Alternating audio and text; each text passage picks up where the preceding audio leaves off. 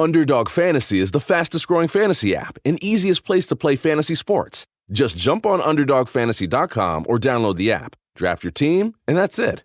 And if drafts aren't your thing, they also have a pick'em game where you can win 20 times your money in a single night. Use promo code RADIO, and Underdog will double your first deposit when you sign up with up to $100 in bonus cash. Deposit $100, get $100 free. That's promo code RADIO. Terms and conditions apply. This is Jordan Grace, and you're listening to the Social Suplex Podcast Network. BWB, this is One Nation Radio. You better get it right. Rich Latta, James Boyd came to give them life. The Blackest Wrestling Podcast has come to kick all ass and drop it 6 feet if they kicking trash.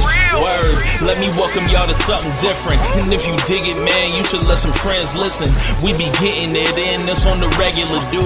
Ravish and flow, but this shit rude. See, James don't rap, so I had to break it down. The whole network, man, we coming for the crown. Raps in the columns, I keep them both covered. Making the beats too, so the listeners can bump it. Hit us with the rating, yeah, I'm saying it's a 5. Before you hit it, talk, bob your head side to side. It's One Nation Radio, and this is the beginning. It's Rich, and I'm here with James. It's time to listen to One Nation. You got to unleash the power of the pyramid. This is Mike Sempervive from WrestlingObserver.com. Check me out on Wrestling Observer Live every day. And also check out your boys, Rich and James, on One Nation Radio. This is Kenny Omega. We're listening to One Nation Radio. Check it out, guys. These guys know what's up. Big Kenny Omega fans, that's all that counts to me. Goodbye and good night.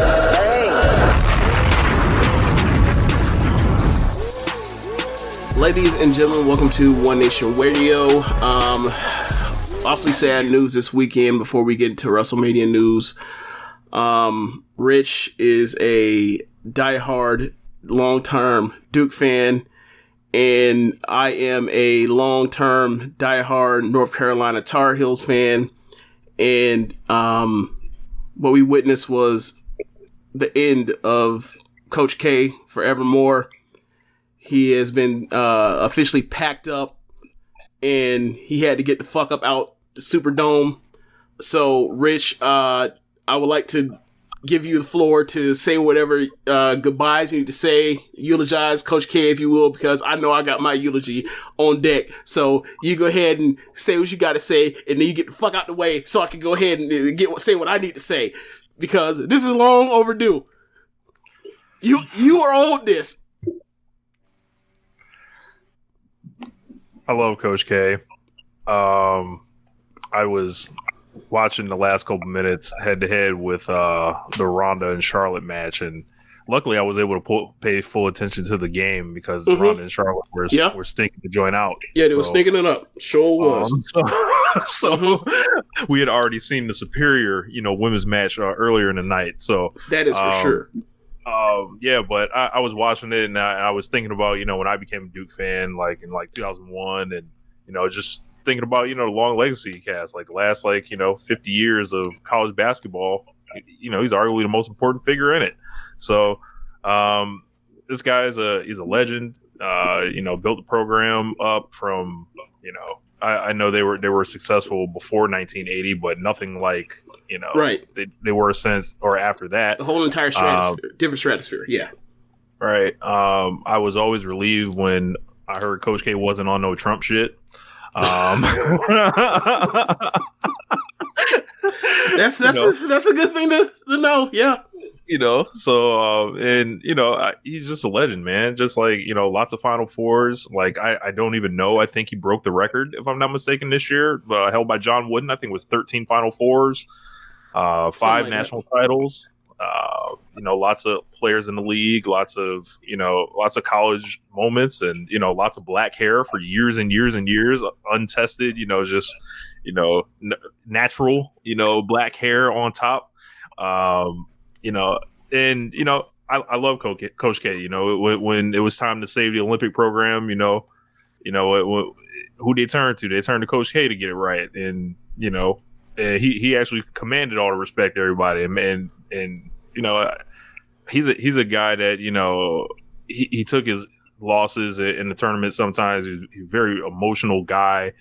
I like Coach K because he actually cared about people guarding somebody It wasn't like, you know, some bullshit. It was like, yo, you're going to man up. Like, we don't care if you're like, you know, if you're athletically deficient or not.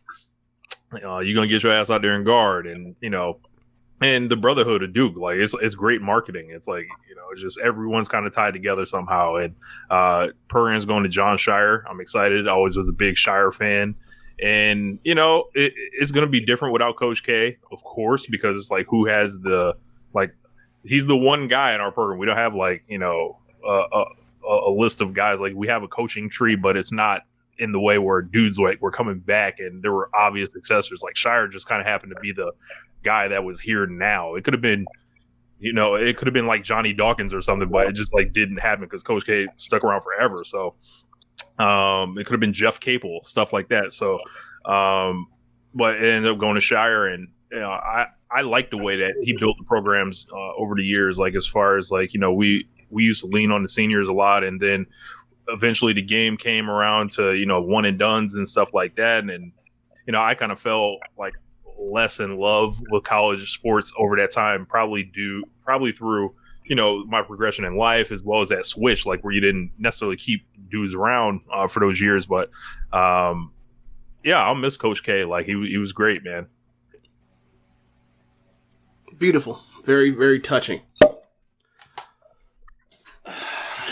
So, as far as Coach K, I don't really have much of ill will towards Coach K. I think Coach K has been a great coach and a great ambassador for the sport of college basketball. I think that some of the things that he gets, some of the let's say superlatives he gets, is a bit of white people loving the fact that they had a team full of white guys in the 80s and 90s that could compete with these teams at a time when they felt like black basketball players were taking over college sports, and they became the Great White Hope. That's through no fault of their own necessarily. That is how teams, or that is how the fans around took to them. And quite frankly, given the situation in the state of North Carolina when it comes to recruiting, Duke had to become a national program in order to make it to all those Final Fours, in order to win all those national championships. Like, up until probably like the last 6 years, from the time he took over in the early 80s or mid 80s, Carolina, as far as what it was, all the black players that were really good and Mr. Basketball in Carolina, they almost universally all went to North Carolina. There is a strange thing about the state of North Carolina in the black residents, in their love for this public university of North Carolina, to where the kids want going to Duke. What the hell is a Duke? We don't know. Like, James Worthy is going to North Carolina. Michael Jordan's going to North Carolina. Everybody's going to North Carolina, and pretty much the only time they ever changed was like Brandon Ingram, John Wall. Like, Duke didn't even bother to try to recruit John Wall until the like 11th hour, because they were like, well, he's not going to Carolina. We don't know where he's going. Let's at least like hit the tires on him. So anyway, a lot of that stuff is not necessarily Duke's fault or K's fault, but they damn sure benefited from it. And when they were the underdogs, they were winning these national championships while at that school, that elite school, that private school, that school that has out-of-towners come in and help ruin the integration program in the residential housing section of the state of North Carolina, in the Raleigh area. That was all happening, and like, to see that they're called underdogs when most of these people are rich wasps was just always like this huge thing that was like, this is the crux of the rivalry. Like, college rivalries are based on the universities and the socioeconomic classes of it, right? Like, you look at Georgia Tech and you look at Georgia. You got the elite school and then you got the tech school. That's kind of how it goes. Like, you look at UCLA, you look at USC. USC is the private school.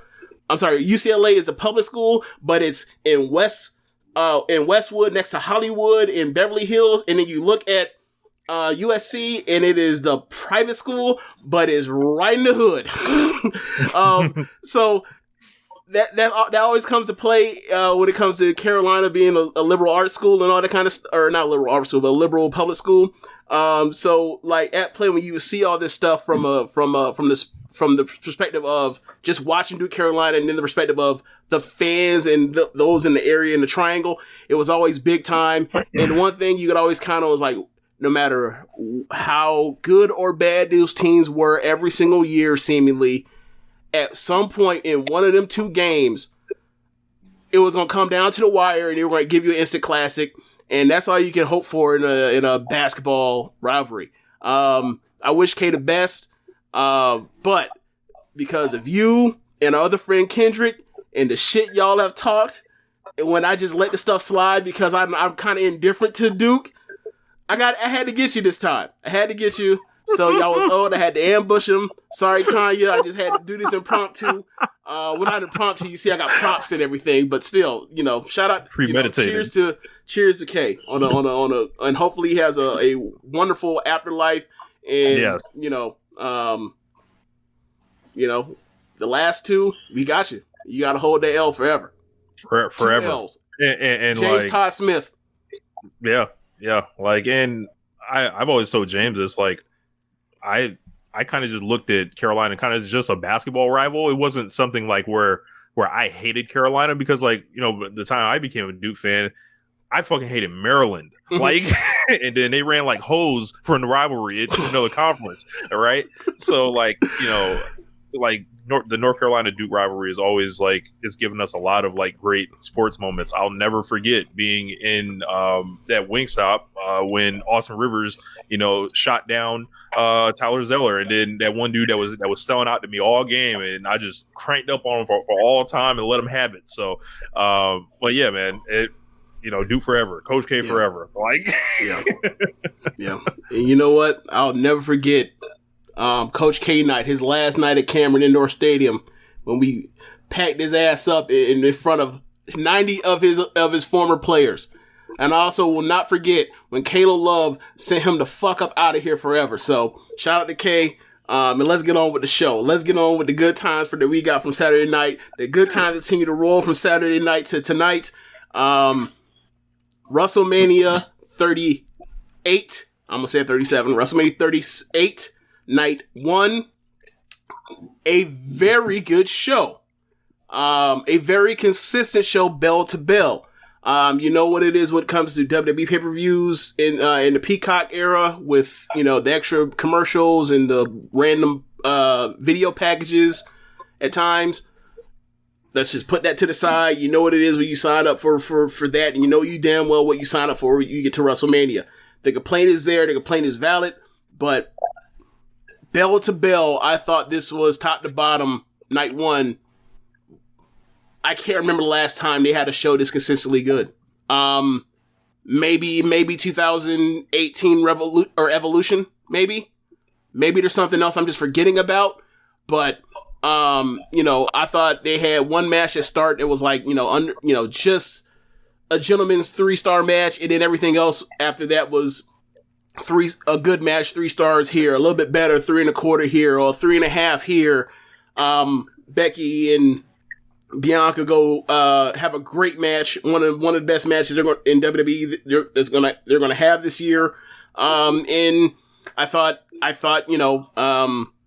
the Cody surprise. I thought they had a good match. Obviously, Seth is in this thing where like the last 4 years now, we're like, you can kind of check out on his matches until you get to the Falcon Arrow or whatever variation of Falcon Arrow he does. But once you get to that, you're going to get something good. I thought that was a good closing stretch with him. Cody had his working boots on. There were no, Arn Anderson appearances. There were no flaming tables. There were no runouts. There was no shenanigans and bullshit that he has had, like, just plastered to his matches outside of the best matches that he coincidentally has done in AEW. But then you also had the Austin surprise main event match where Austin wrestled for the first time in 19 years, and that match was way better than had any right for any of us to think it was going to be, to get in as quote unquote impromptu. So I thought that from that perspective, 2 thumbs up for WrestleMania for the first time in a while. Tonya, what were your initial thoughts on WrestleMania before we go through it match by match? Night one, it was like, well, I just want to say, I think it was sad that Rick Boogs got injured. Yeah. The Usos have some kind of voodoo on them for WrestleMania. It don't never go right for them at that event. I don't know what's going on. But I wish they had got a chance to, show what they can do and see the match all the way through. Other than Bianca, the best part to me was like Stone Cold, and like when you saw him talk, you could see how like much this actually meant to him, and like he was getting a little bit choked up, and I really thought, like, I don't know, it seemed like the whole weekend was like, actually I felt more appreciated as a fan. I don't know. Okay. But even from starting from like the Hall of Fame ceremony the night before, it just seemed like a great appreciation between performers and fans, and a lot of the other bullshit that we always talk about was kind of dropped. And I kind of like that. So, and it could have been because I was drunk. Okay, so I was going to ask you, because I didn't watch the value. So I mean to ask you this because me and Rich have kind of checked out on the Hall of Fame festivities. Like, if there's something that memorable that happens, we'll hear about it and we'll seek it out. But I think the last time I really was into going to try to watch a big chunk of the Hall of Fame when Cornette was going to be there. And it was like, oh Lord, what's he going to do? What's he going to say? So the vibes you felt as far as the appreciation back and forth, what in your mind, or what happened that gave you those feelings? It was just the way the crowd, okay, like with Charmel, for instance. Okay. There is a big brouhaha on the internet about, did she deserve to go in the Hall of Fame or not? Okay. It felt like from the minute she came, like even when Booker T was speaking on her and what her run meant, and the crowd was receptive to it, they gave her the utmost respect. Her speech was impeccable. She looked great, and it was just like a spirit of, we don't need no smart points or to say nothing, because the crowd could have easily hijacked it, been disrespectful towards her, disregarded her run or whatever, but they didn't. They gave her that respect. And from then on, it just seemed great. And then the fact that The Undertaker came out and he couldn't even talk for 10 minutes. I didn't know because the crowd was like, yes, he couldn't. Because like every time he tried to talk, he was he was finna cry. Because you don't want to cry when you got to give his speech.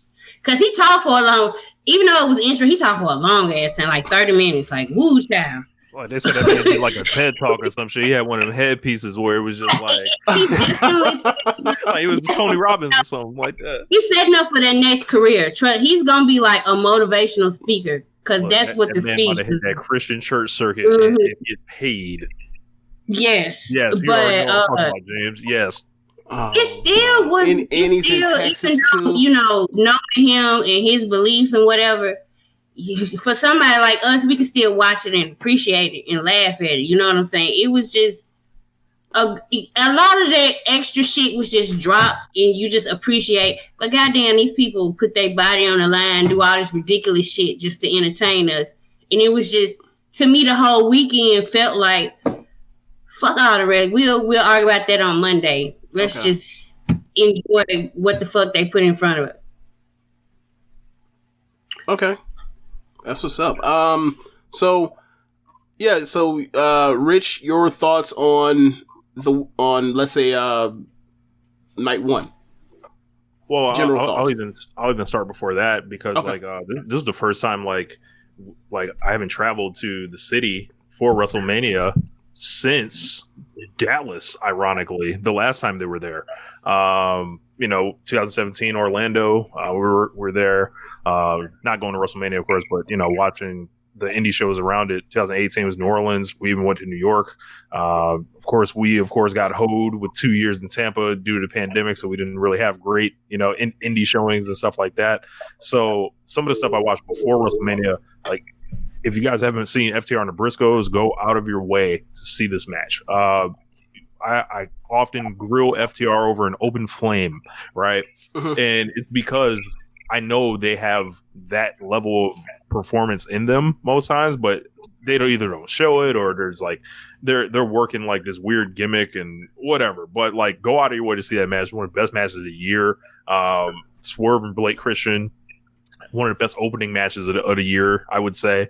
And then Jonathan Gresham and Bandito. I think Bandito did a carry job in the main event personally, but it was still a really good match because Bandito's fucking awesome. So, but then Saturday, like I was saying, like I was into the show. Like for me, like it felt like they leaned into all the things that I'm constantly told that they don't do, or they aren't trying to appeal to whatever, doesn't, fly when they want carte blanche to do whatever they want. It's like they sent like several people out there like in matches and it was like, hey, go wrestle, and there's gonna be no bullshit, and for the most part, and we'll just live with the results. Like, and I can appreciate that a lot more than like the screwy finishes, the run-ins, the bad booking, the short matches. It just felt like a real kind of, as much as WWE can do, it felt like just a wrestling event. Like, and I think some of the stuff on night one felt short, but like overall, it was like, well, I had a good time watching night one. Night two, totally different, but night one, sign me up. Okay, all right. So let's go through it then. Night one, first match. The Usos versus Rick Boogs and Shinsuke Nakamura.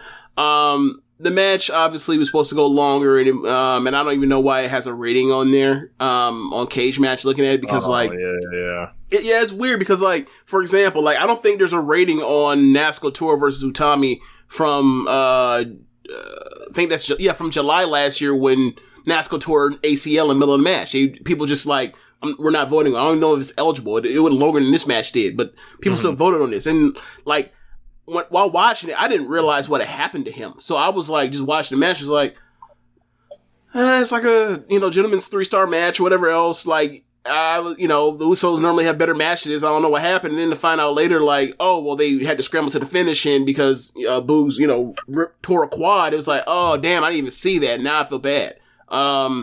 So yeah, like, Tanya, I don't know. I think you mentioned this off air before we started. I pressed record, but it's like, Usos have some real bad luck when it comes to WrestleManias. They got voodoo. It's just... Yeah, like I remember meant to say Alex Zane instead of Blake Christian. That's where wrestled. My bad.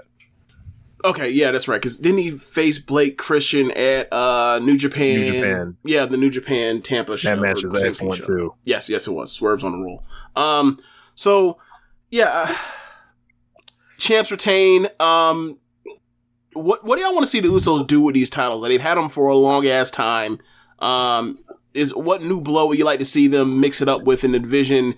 Like, obviously, there's going to be people moving back and forth after this. So, like, who would y'all like to see? Like, a mixed match, whether it's a makeshift tag team, whether it's a longer tag team that's been together and been established as a tag team. Who do y'all want to see them get into it with? Tonya. Listen, WWE neglects their tag team so much. And it's just, I was just thinking like, what tag teams I'm trying to think. I really like Alpha Academy. If they are going to continue to go with RK Bro, then move Alpha Academy to take. I think the belts need to be off of the Usos for another reason. We'll get to that. But they don't necessarily, like, they can always win them back, but just, they don't need them. Just go. It's like the more they're on the Usos, the more they'll get neglected because the Usos serve a greater purpose. So get them off of them and put it on Chad Gable and Otis and Chad and his little gimmick that's getting over with crowds, and you use them to build up your division. However they're gonna do it, because I don't know what tag teams they. Oh man. Okay. Rich, is anybody you have in mind, or are you on the same thing that Tonya's on? Where it's like, I don't even know they tag teams. Yeah, it seems like I mean, they are heels, so the only other team I can think of that they have is like the Irish Boys, like over on Smack, like Ridge Holland and Sheamus. So I don't know if they want to do some type of gimmick to flip the belts to them. I'm a fan of Sheamus, but I think the Usos have largely like there's nothing to do. Like, I feel like they're in a similar boat to the New Day, where it's like I feel like they're stale. I feel like they're kind of past like, you know, exciting things to really do with them, especially if you're not going to give them, you know, any real opponents or anything. I think they're like Tonya said, they are of a more valuable thing, clearly the way WWE sees it, than the tag team titles. And you know, you can put those belts on anybody. Bring back Mustafa Ali and give him a tag team partner or something. Like, I know he wants to leave. Yeah, I know he wants to leave and all that, but it's like, shit. You know, if you're not going to push Drew McIntyre to the main belt, you know, maybe give him a tag team partner or something. I don't know, but yeah, this was. I remember the sponsors. It looked like it was Sunny Delight that was the sponsor, and it looked like the ring gear Nakamura and Boogs was like based on that. The way they came out, like I was like, "What the fuck is this?" And I don't know. They just caught that sense of bad luck. The original sideline segment that I created for One Nation Radio a couple years ago. This used to be like, you know, when WWE's like the roster size was increasing so much, and then there were people that were just getting left off cards, like Sasha Banks just regularly getting left off pay-per-view.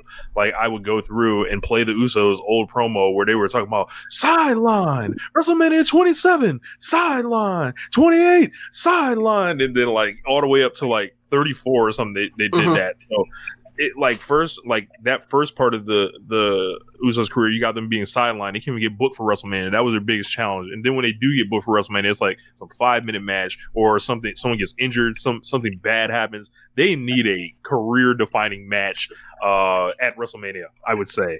But I don't know when it's going to happen. And if it does happen, it can be Usos versus New Day the last time ever. That's the only thing I can think of. Okay. I know when the Street Profits first came up, they had an interaction with New Day a lot, but I don't recall if they mixed it up with the Usos. I would like to see they fought at one of them Survivor Series. Okay, so if that's the case, then I would like to see Street Profits versus the Usos. They're one of the few teams that WWE gives a fuck about. So I would like to see them get it on, and those matches would be very damn good. So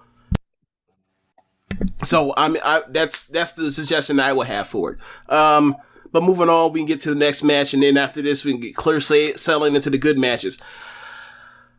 Drew McIntyre versus Happy Corbin. It's Happy Corbin now. This match was just kind of in the dumps until Drew McIntyre fought from underneath and fought back, and then by the end of it, you end up having a pretty decent match. Like, it was not I wouldn't say it's a good match, but it's close. Corbin just is miscast as a single when he should be a tag guy. I think he could be a much more use to the roster that way, but they tried for years and years and years, and it's never really worked out aside from a few moments. He's not he's not a stiff or anything like that. It's just it just doesn't have the whatever it or the enough of a level of wrestler in the ring to get it done to be somebody that's a singles act and it's been out for this long, that's won Money in the Bank, that's won Andre Battle Royals, that's been given factions to be the leader of Bobby Lashley and Drew McIntyre in them. So I think that now is the point where they should try to transition him into a tag team. But it looks like there's dissension with him in Mad Cop Moss, so they're probably going to play that out. And I don't know who really wants to see that, but I guess, for me, really, it's just onwards and upwards for Drew McIntyre.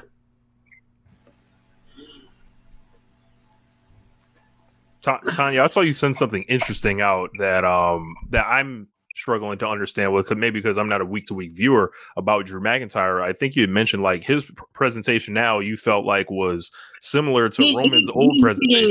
He's getting Roman's old booking, and nobody should get that, especially nobody their size get that.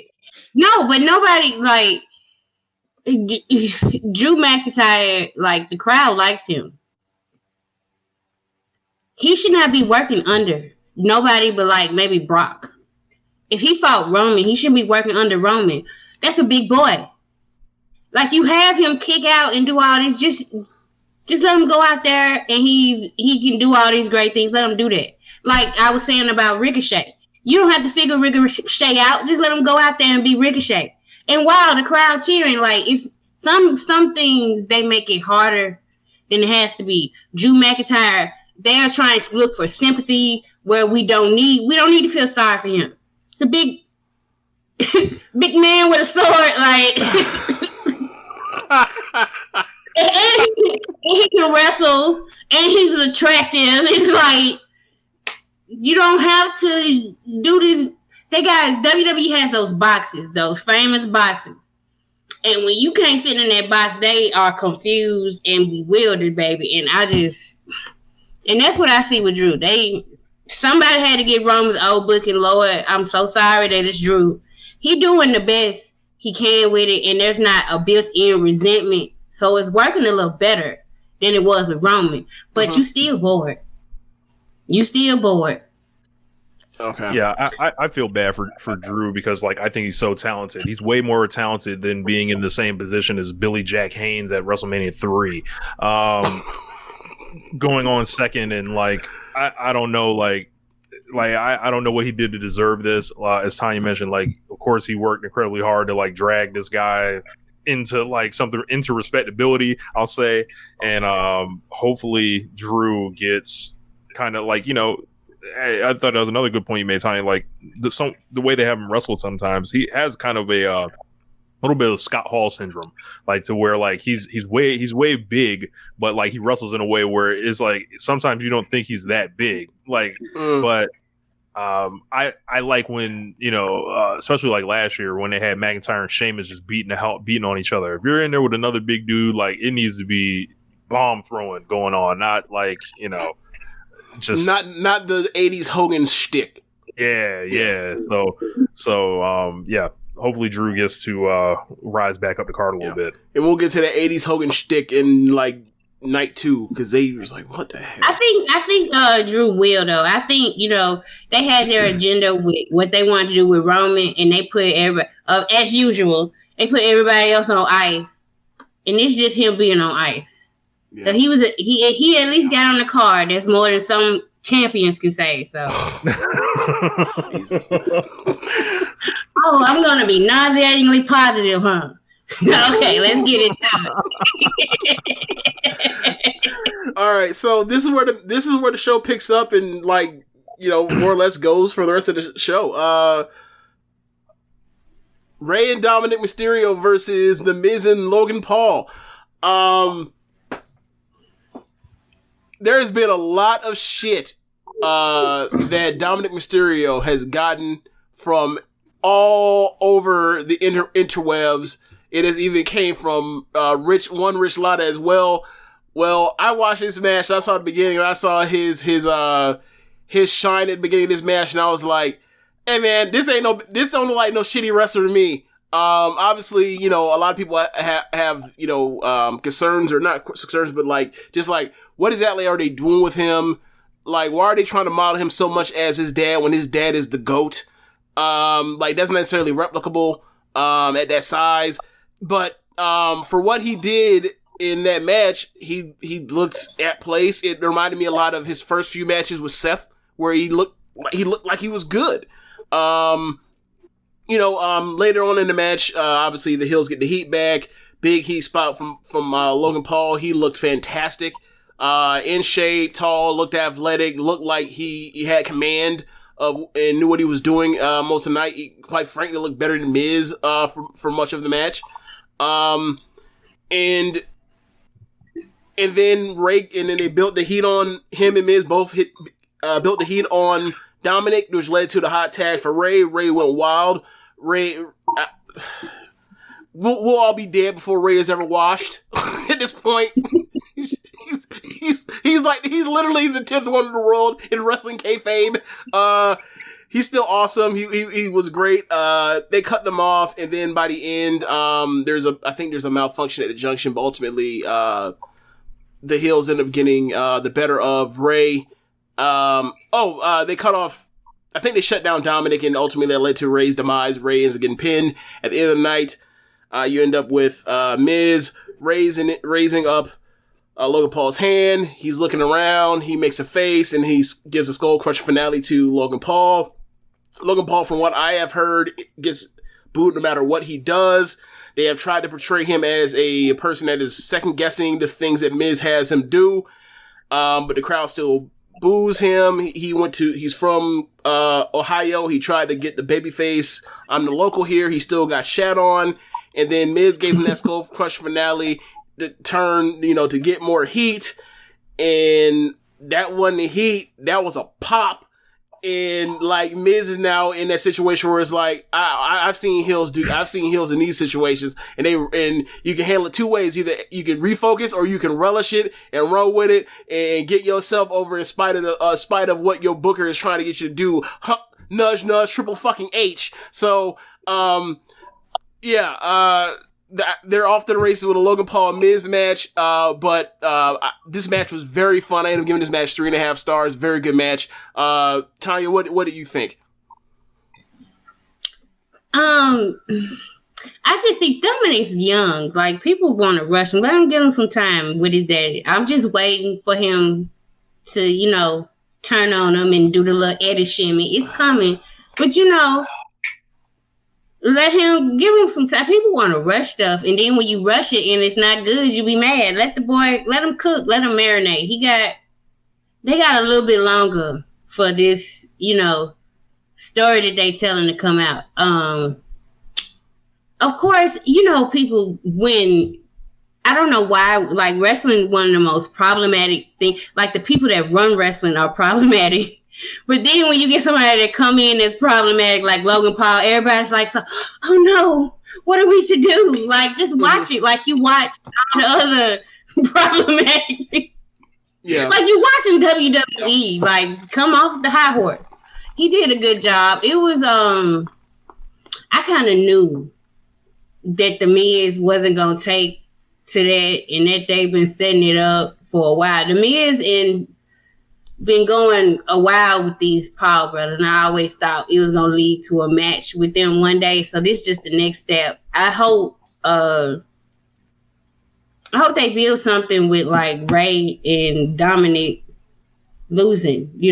I hope that means something. But it's WWE. They'll just come out happy and skipping probably tonight. And never talk about it. So my thing with that would be I if the segment had ended when they got pinned, we would have kind of been left with that. The thing they wanted us to leave, or they wanted to leave us with, was the angle at the end. Logan Paul and Miz is the most important thing. Imagine, why would they beat Ray here? Why wouldn't they beat Dominic? I wasn't particularly impressed with Dominic. I did like their gear, the Los Guerreros Locos tribute. I'm looking at Dominic's age. He will be 25 years old on April 5th, which is tomorrow. at midnight actually here. So he will be the same age that Kazuchika Okada was when he first defeated Hiroshi Tanahashi, pretty much. So I'm not buying the age thing. Because the greatest wrestler ever was 25 when he got his push. You got to compare. 50-year-old man headline their biggest show of the year.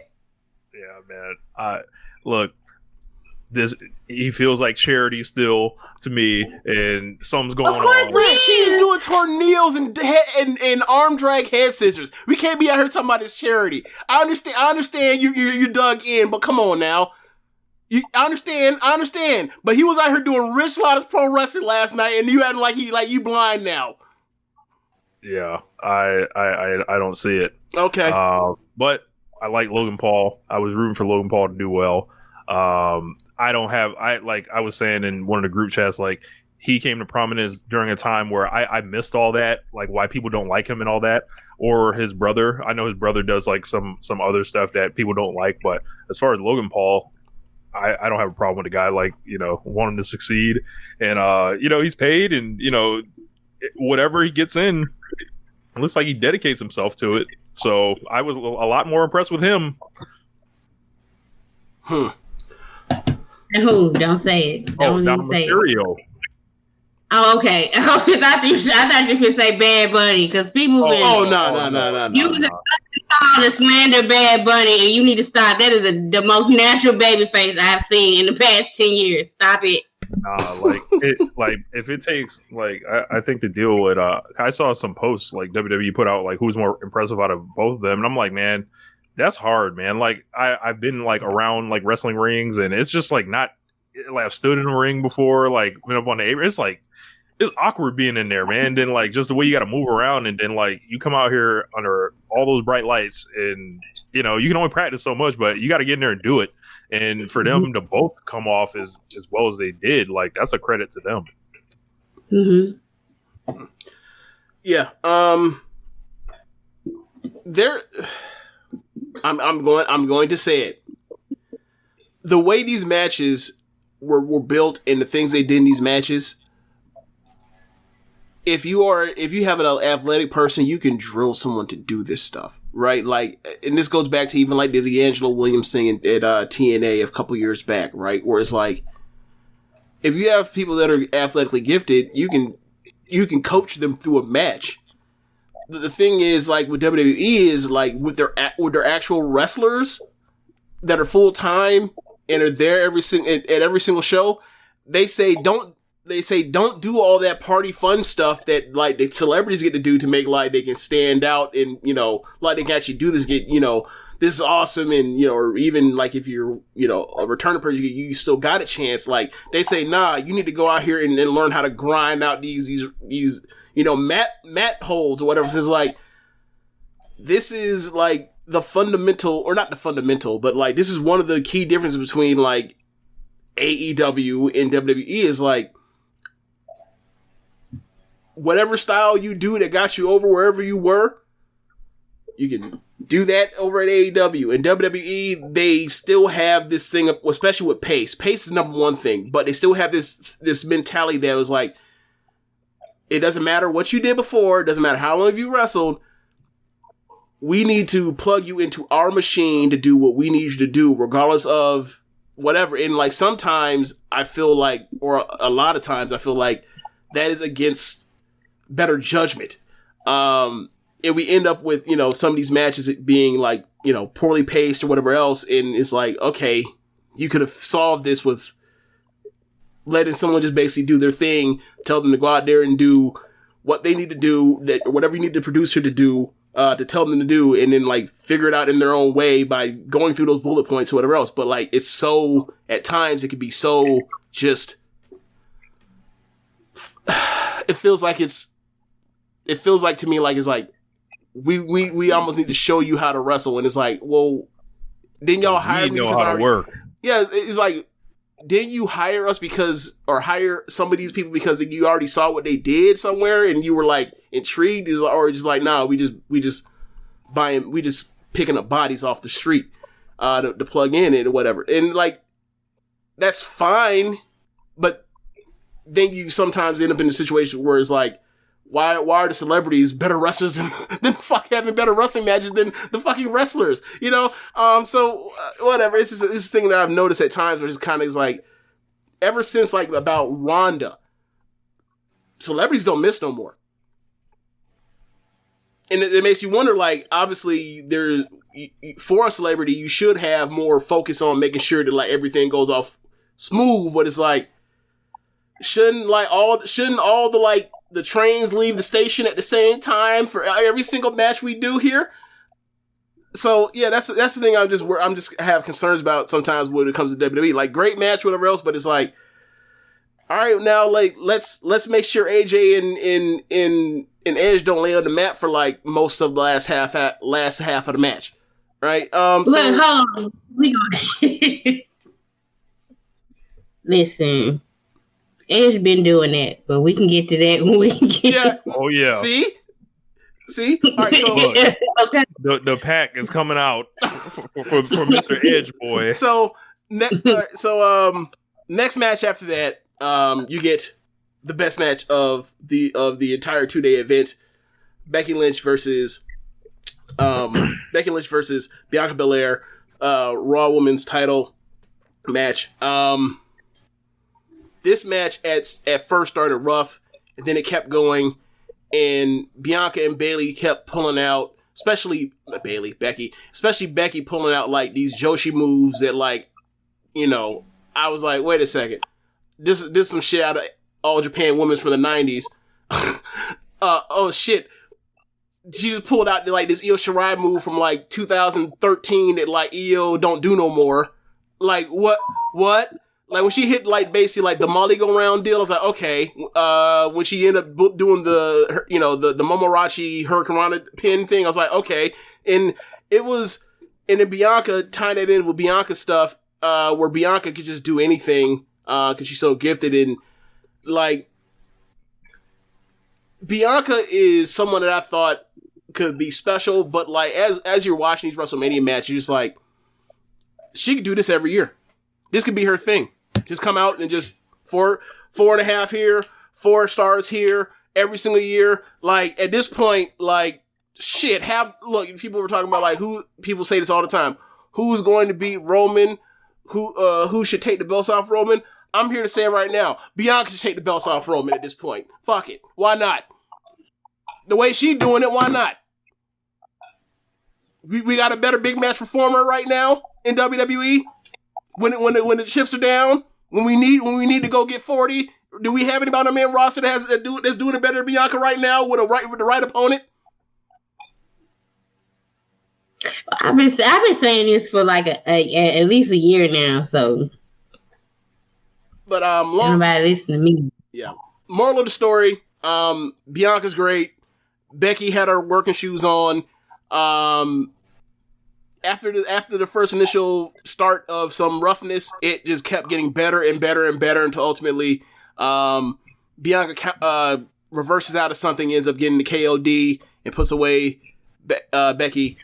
Great match. And one of the better examples of WWE, like, in recent years, like, when we get on their asses for being really bad and fickle with their own long form storytelling, this is one example for you say, look, why can't you do this more often? So hats off to them for sticking to their guns, like, because, you know, obviously I still want my fucking Sasha and Bianca 2 match, but to get to what they got to at SummerSlam, to get to here, and still had her, you know, in the back of people's minds as far as, you know, Survivor Series and Royal Rumble, a really good Royal Rumble finish, placing or whatever else, and, you know, beating on a giant like Vince likes to have his baby faces do. He committed to her, and we'll see what they have for her, because, like, I'm concerned that, like, eventually Becky has to get it back because of what they want to do next year at WrestleMania. But for the time being, like, Bianca is just she's 2 for 2 right now with classics. WrestleMania classics. Tonya, what you got on this match? What do you think they want to do next year? Oh, Becky Ronda. You sure? Yeah. She got beat by a big boot. Yeah. Well, we'll get to that when we get to it, but Yeah, the logic I got behind a theory on that. The logic behind that is, well, if she just beats her, what does Ronda do then? Like, so let's continue the feud. Ronda win. Ronda will probably hold on to the belts for a while, and eventually they'll get to that next year. If it had been me, I would have done it here. But next year is in LA. Ronda's from South California. Whatever. That's how they want to play it. Like, they did the triple threat match, when they shouldn't have done it. So the way to do it, to spend the whole calendar year is you do the Becky match here. I'm sorry, the Charlotte match here, and then WrestleMania next year. If after doing another year, she wants to get out, this is the exit point there. You have Becky send her off. And by that point in time, you can have Becky turn babyface again because no one ever wanted to boo her in the first place. No, a lot of us black women been wanting to boo Becky Lynch, and we are tired of y'all trying to speak for us. Do tell. I'm unaware of this. I don't know how y'all are, but she got a lot of backlash for that 26 seconds for a reason. That a lot of people ain't ever felt Becky. They never thought.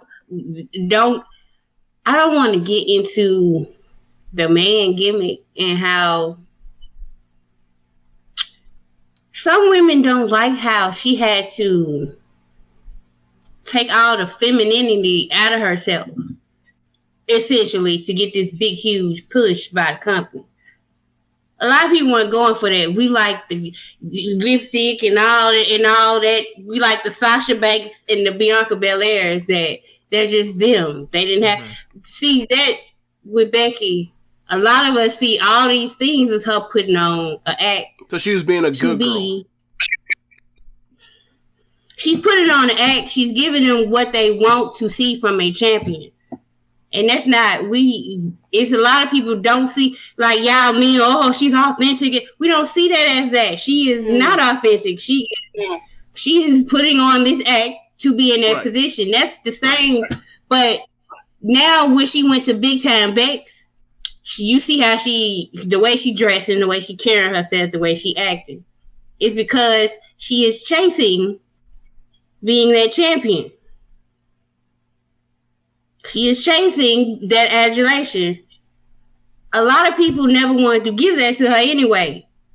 That's what Bianca represents for us. I'm telling you. A lot of people, like, it's deep with Becky. People don't want to say it out loud, but it's true. A lot of them saw how, the crowd, when Sasha first got called up, people were shouting, we want Sasha, we want Sasha. We did not get Sasha.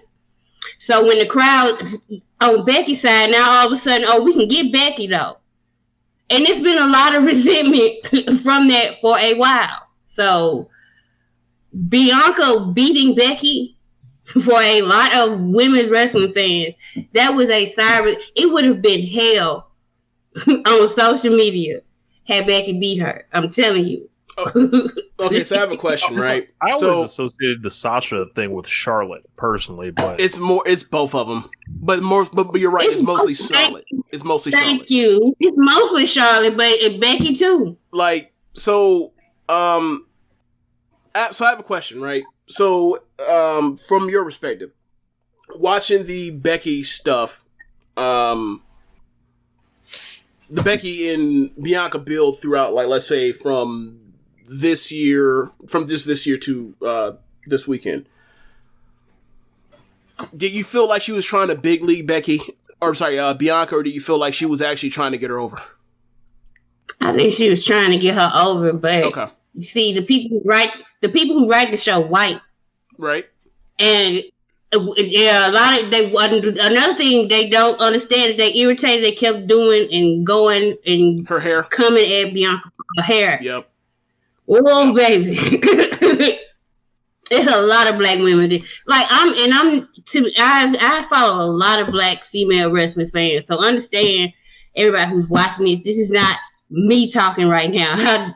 I am speaking for these women that I have followed for months and years, and I have seen their tweets. I have seen the problems they have with people like Becky, Charlotte, Alexa. I know y'all put them in a different category, but all these white women in the same box. When it comes to it, they are. They all in that same box of if when it come down to it, no matter who should win, Vince gonna pick the white one. Yeah, it's just the truth, and the fact that because Bianca faced Sasha, that was two black women. A lot of black female wrestling fans needed to see Bianca come out the way she did and win the way she did. I get that. And if they had fucked that up, oh yeah. And I still stand on the notion that they shouldn't have did that to her at SummerSlam. There was a million ways you could have got there. Like that 26 second thing was trash. It was terrible. Well, I will never accept the retcon of this being necessary to get. I never had a problem with it because they do that. Like they did this to Daniel Bryan. So yeah, you're right. The thing for me at WrestleMania, they did it to him at WrestleMania. Right. So they like doing it. I understand why they did it. I do. Yeah, it's martyr booking, but like with Daniel Bryan, it was like really the first real notable time it ever happened, and that's why people, added up the way they added up for literally half a decade, right? But Bianca was like, she didn't get that. I have questions as to why, from the crowd, why that didn't happen to her. But for me, it was like watching that SummerSlam. They know Sasha's not there. They run you this whole long. They run you this whole long con with Carmella and all that stuff. Then they play the Becky music, and it was like, do exactly what y'all did. Except have like a 10-minute match and get the fuck on. And you can't say that Becky wasn't ready because she hit the ground running after winning the belt. So it was like y'all just did this to him, test Bianca / embarrass her / see if the crowd was gonna get her more over it with the quote unquote martyr booking. There were reports that said that they saw how Bianca handled, like she had to do press after she lost. And Nikki Bella was like, "This is bullshit." So yes, they did test. They do that. They do that all the time. So I hate this shit. They would literally test her in front of everybody.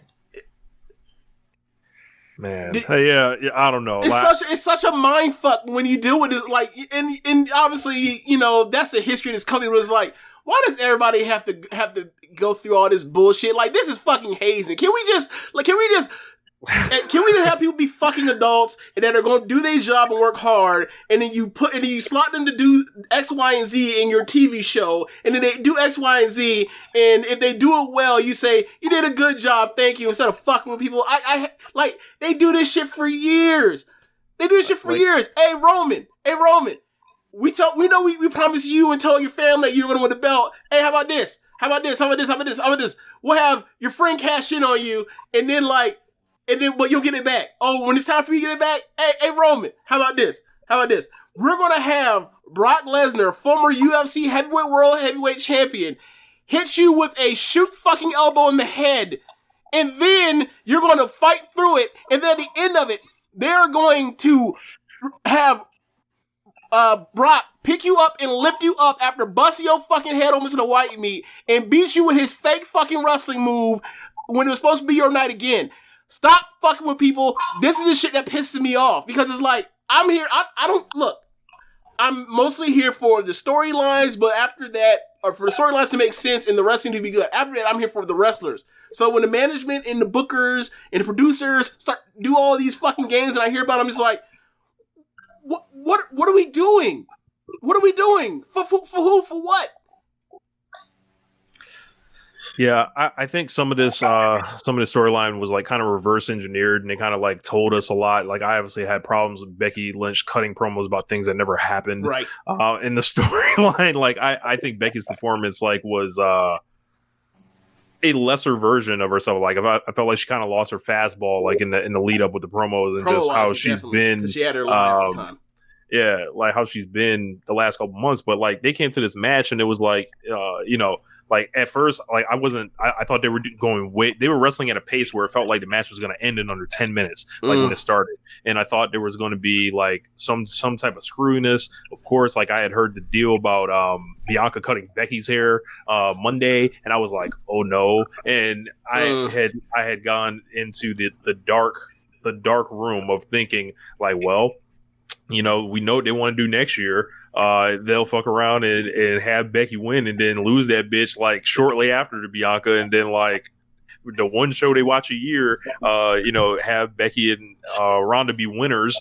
But I guess it was a whole nother way. But yeah, it turned into a really good match. Like it felt like the big atmosphere, and there was no bullshit in it. That was the good thing. And it was like Becky even stayed away from like the cheating necessarily, and it was like I felt like I was watching just when I clamor for a match to go 20 minutes and we find out who the superior person is. This is like the definition of that. So like when I hear about like someone like, oh yeah, they beat him in 5 minutes or something, it was a squash, I'm like, that doesn't really tell me anything. Like this tells me something. Now that puts us with Bianca in almost the same position as we were last year. They still have to show me like, some type of like know-how and follow through execution with opponents, because it's not how you win the title, it's how you keep the title. Like, who's lined up for it is like, like great example was like with Hangman when he won, like they had Bryan Danielson ready for him afterward. And then after that they had Adam Cole. Yeah. And then Adam Cole. And then between that they had Lance Archer. So like, that's like, you can't start a champion better than that. So if they pull her out there and she gets into a feud with the wrong people, I don't know what they're going to do. And I feel like they have not earned that trust for us to be like, yeah, this is a done deal. This is for sure. She's a star, ready made like that. Yeah. Like Bianca is excellent. I love Bianca. Right. I like think she's I got serious question. I got serious like concerns about somebody's like taste and just like mentality if they don't like Bianca. I just like what like she's probably the best American women's wrestler right now. Big match. I mean, I probably just off rep, I'd probably still go with Sasha, but outside of that, probably yeah. And I think like it's nothing on her. It's just I don't like. I felt like even last year was like it was like the end of night one. It was like a better match even, I think, last year, and you saw what they did with it, and it was like I have no reason to trust these people. But I mean, I'll go 4 1/4. That's the thing with Bianca for me anyway. Like I can have all my questions about what they're doing with her as far as building her in the trajectory to be on the way up, as opposed to just after you get past the initial blip of the show, being right back where you were. But then the bell rings, and then like at least he's like, when she's in there in big matches defending the belt, whether it was with Bayley or the WrestleMania matches, like once the bell rings, she manages to like all the cynicism I have about this company and the well-earned cynicism I have about this company. Like she's the only motherfucker that's like able to melt it away while the matches are going on. Like she has me like that. I don't know about any of y'all, but like she literally like just like never mind that for now. Like she has like the fucking glow to me. Like she's the one. So and like me and you have been talking about Bianca and also to the extent like as far as like the next person that should be with her is like the next class to be to the next level of star. Like her and Rhea were always the ones we were talking about as far as like those two. Like they should be packing the horsewoman up, essentially. Yeah, more or less. Like not necessarily packing them up, but like being put on that same stage, to like giving wins over them to be put on that same stage where like 2-3 years from now they could be the ones looked at in that same exact level. Like, and for me, like this goes back to like them in NXT together when it's like I used to watch. I would watch them and be like, this is fucking Jim Walter She-Hulk versus Wonder Woman. This is awesome. Like. What the fuck are y'all y'all doing with Lacey Evans out here? Get her the fuck out of here. Boy, what are y'all doing? Look, great moments in One Nation Radio history. In 2018, I want to say it was either the show before WrestleMania that we did. Wasn't it early 2019? You know what? It might have been 2019. It broke out of nowhere, and I was like, it was essentially like, what the fuck does Lacey Evans have that Bianca Belair doesn't? And it was just like, it was like a 20-minute segment out of nowhere. And it was just like, like, what are y'all doing? Like, yeah, if y'all don't like, if y'all are being racist or whatever the fuck y'all are doing, then like, there's also another make and model that more matches the blonde white woman vibe, and like, she's fucking awesome too. So what are y'all doing? And then sure enough, she was out there and she was having them fucking awful segments that were at her getting Becky under. And look what happened. So yeah, like, it's not like we're some master talent evaluators. We're just watching this shit like everyone else watches. Like, what are y'all seeing that makes y'all think Lacey Evans is better than Rhea Ripley or Bianca Belair? What? Whatever. That's one thing to look at, because like the word is with the whole, vampire clique the Edge is doing, word is Bianca or Rhea might be in the gang. So like, if she is going to be a vampire, I want to see the vampire versus Bianca. Like they're gonna have to stop hiding it from me. They're gonna have to put it on pay-per-view, and they're gonna need to go out and they're gonna go out there and do their thing, and then they're gonna have to stop sleeping on Rhea too, because Rhea should be positioned in that way, but like she was out here being asked to go out there and have a great match and job to Charlotte, which is like great story. Charlotte. Great story you guys told. Like I wanted to prove myself that I'm the anti-Charlotte, because people kept calling me Charlotte. I would do everything out to be different from her, and then what happens? Babyface goes out there and gets fucking hammered like a nail. So so now that she's a heel, she'll probably get wins that way to come up, and like hopefully SummerSlam. Whether it's Bayley back or Charlotte or Rhea, like I want to see Bianca in a big match with someone on that level too, to continue this kind of thing where she's just the big match, the big match star that she has shown herself to be so far. Bruce in the chat, he said, didn't Ronda bite someone at some point? Shouldn't she be the vampire? No, it was not Ronda. It was Shayna Baszler. That horrible segment. Think of all this. Think of what they did to like Ron or Shayna so wrong. Think of what they did to Ron, or sorry, not Ronda, but to Becky after she won the Rumble that year. Think of all the stupid things they threw at her.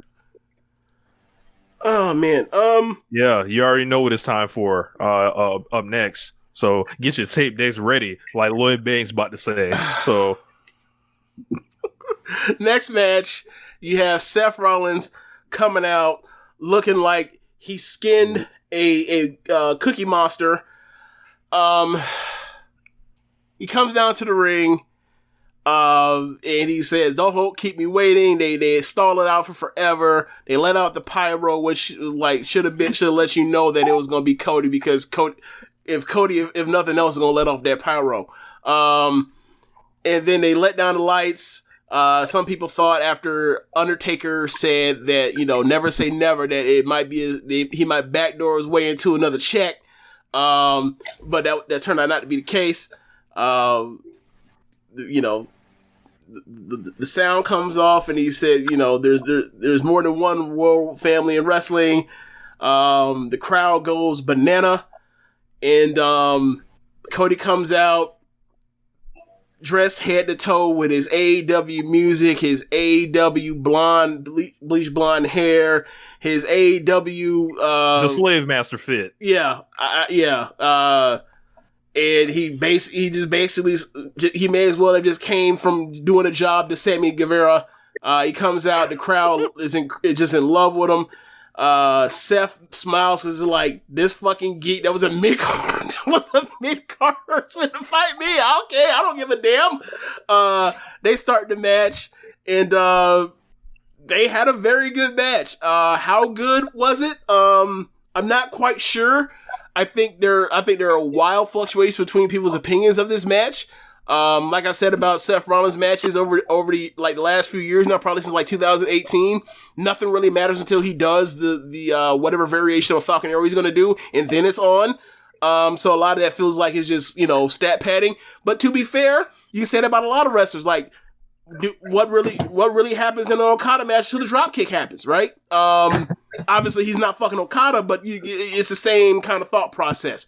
So then, by the end of it, Cody gets the better of Seth. He hits, his rolling 2 back-to-back, crossroads. He gets him up for a third. And much like in AEW, when you hit people with a wild session of them, the crowd will get hotter and hotter every time he did it. And then this time, he lets go. He hits the flip-flop and fly from Dusty. Then he hits the third crossroads, and he pins Seth. And they have something hot for now. We'll see where this goes. I'm interested to see how this goes. I think it's beneficial for them and beneficial for us as wrestling fans, for them to do well by Cody or do good by Cody, so that you can get this matriculation of talent back and forth. Because that's most important for the business, and to keep this thing fresh. Because I'm not trying to see another person have a Randy Orton tenure where they're just there in one place for, damn near 2 decades, because you've exhausted all of that. You got to move this stuff and have fresh matchups. That's lifeblood of wrestling, is to get the, mix and match the toys and different ring sets you got. So, so far, very, very good. What were your thoughts, Tonya? I'm going to be honest. By the time, Bianca just won, so I was celebrating. So I was throwing back tequila shots. So most of the match, I was distracted by what Seth had on. Y'all got to forgive me. It was see-through, and all I saw was thighs. So, you was on those hours, huh? It's an adrenaline, it's WrestleMania. I'll judge in a couple. Go ahead. Oh, I'm just having fun with it right now. I'm not gonna judge too hard until he gets settled, I think we're all trying to see how this goes when he settles into whatever his actual line is. I heard he was crying in the promo already tonight and doing that thing that he does. No, he fake cried again. Yeah. Yeah, he did that. Before you get to it, because I know you're about to go into gimmick mode. Give me your honest evaluation thoughts on it, and then get to it. Oh, okay. That's what I was doing. So you went straight to the gimmick. Okay. I'm a pro. Okay, you a pro. Go ahead. Okay. The floor is yours. Excellent presentation. When he comes out, this is the cool thing sometimes what WWE does, where they let it kind of sit and marinate. I don't like AEW's entrances when they do this, because I don't know if you guys ever noticed, when they bring the people out to the ring, they just start the music of the next person. There's no just kind of period where they breathe, because they're trying to maximize every single minute or whatever. In this case, that slight delay worked. Seth Rollins looked fucking ridiculous. This man's wearing sheer lingerie out to the ring, damn near. But whatever. Forget that. Cody comes out, of course.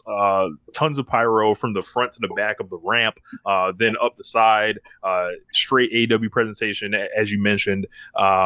He comes out, everyone goes crazy. I thought the pop was fake at first, so I listened back to it in headphones, and I was like, okay, yeah, it's real, because you can't trust them. They'll pipe noise in and stuff like that. And I don't know if you remember in the group at the time, I was like, was that a fake pop? Because I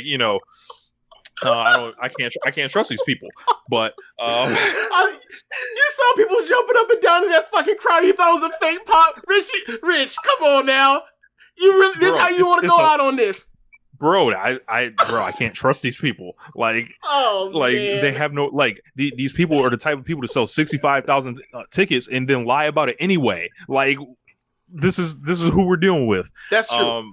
So they come out, they have the match, and that shit is a mausoleum for the first half of this match. You can hear a pin drop in that motherfucker. they got quiet watching it, and I'm like, oh, so they were here for the entrance, they were here for the surprise, and then the wrestling started, and then it was like, whoa. Luckily, it was a Monday Night Raw crowd. Felt like it, but luckily they turned it around, and it felt like they were attempting to have some type of classic match or whatever, and it was like, oh, okay, and they did a lot of kick outs. If it was me and I was Cody, I wouldn't have let someone kick out of my finish on the first night, but whatever. That's kind of, the way he wanted to build his match. I thought Seth did a lot of great work in this match. He was, not someone that I've particularly been impressed by the last couple of years. Just seeing like all the wrestling around the world, seeing Seth Rollins in his, I would say, past his prime stage at this point. And but he came tonight, and if it was like a one night, can you go? Like, Seth is dependable in WWE as anyone, I would say, at this point. And I thought the match was good. Like, and I would probably go like 3.75, maybe 4 stars if I'm feeling generous or anything like that. But I have come to celebrate. It is time. Got to zoom in for your boy. I am happy. Cody Rhodes came out, and I no longer have to worry about him showing back up in AEW. Cody Rhodes came back out, and I don't have to worry about this crippling character that has poisoned the television show for like the last 7 months. He can take that shit over there, Titan Sports, and then you and then we got the rollout of everything with Cody here, and my God, I have gathered a collection of some of the most ridiculous lies. And then immediately he does an interview after with David Shoemaker, and there's a coordinated rollout. There's a variety album or a variety article that comes out during the match. So like this was like some well orchestrated, like, hey, I'm gonna be quiet for 2 months and then like let it all off. And why I tell you, he couldn't stop letting it off. It was at a clip of Cap of legendary levels. We have this man randomly lying about who his favorite wrestler of all time is for some weird reason. I don't know why. This guy came out here and was saying stuff like, and I've got his quote here. Said there weren't any true guarantees. There was a request. I said I never want to see Stardust ever again. I never want to hear, see, or talk about it. And there was a handshake, and that was all he needed. Meanwhile, he gets in the match and does the damn Stardust cartwheel in this shit. Like, come on, man. In like the first 5 minutes of the match, yeah. Yeah. So we're gonna come out of the Zoom a little bit, but we will get to the lyrics of his song in just a minute. I will never forget that before Cody was in the Bullet Club and being saved by the Bucks and Kenny Omega, he was the GFW champion for, the Jeff Jarrett, that man was holding the gold from the goldsmith, I would say. One of the biggest scammers in the history of the business. Yes. So much like that scammer, there's been a thing on Twitter that I've sent James over the past like year or so, and it's this thing like we would talk about LeBron and his level of lying, and then Cody has joined this esteemed club. He said things like, I wrestled everyone I wanted to wrestle when I was in AEW. I truly had, in comparison to 6 months ago when he said he couldn't wait to wrestle Adam Cole. Okay, sure. So it is my request and my request to you guys, when Cody says these things, it's not about what he says. It's about what he doesn't say. That actually reveals what he is trying to say. And this is what I've been on pretty much with evaluating his AEW career, because you can look at a statement like that. I wrestled everyone I wanted to wrestle there. All that tells me is, all right, I'll believe you. Yep, you wrestled everyone you wanted to wrestle. Okay, so why didn't you want to wrestle this list of names over here that I got? Like that, or it's telling me you don't want to wrestle these people or whatever. Cody Rhodes also believes he's the best wrestler in the world. What?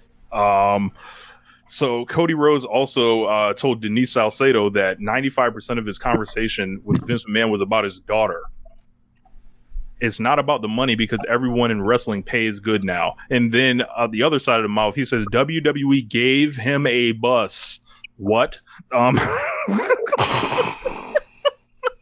You know, you guys are already aware of him saying he wants to be an executive for life with Tony Khan and All Elite Wrestling, and then, you know, now he's really like, said he never really wanted to be.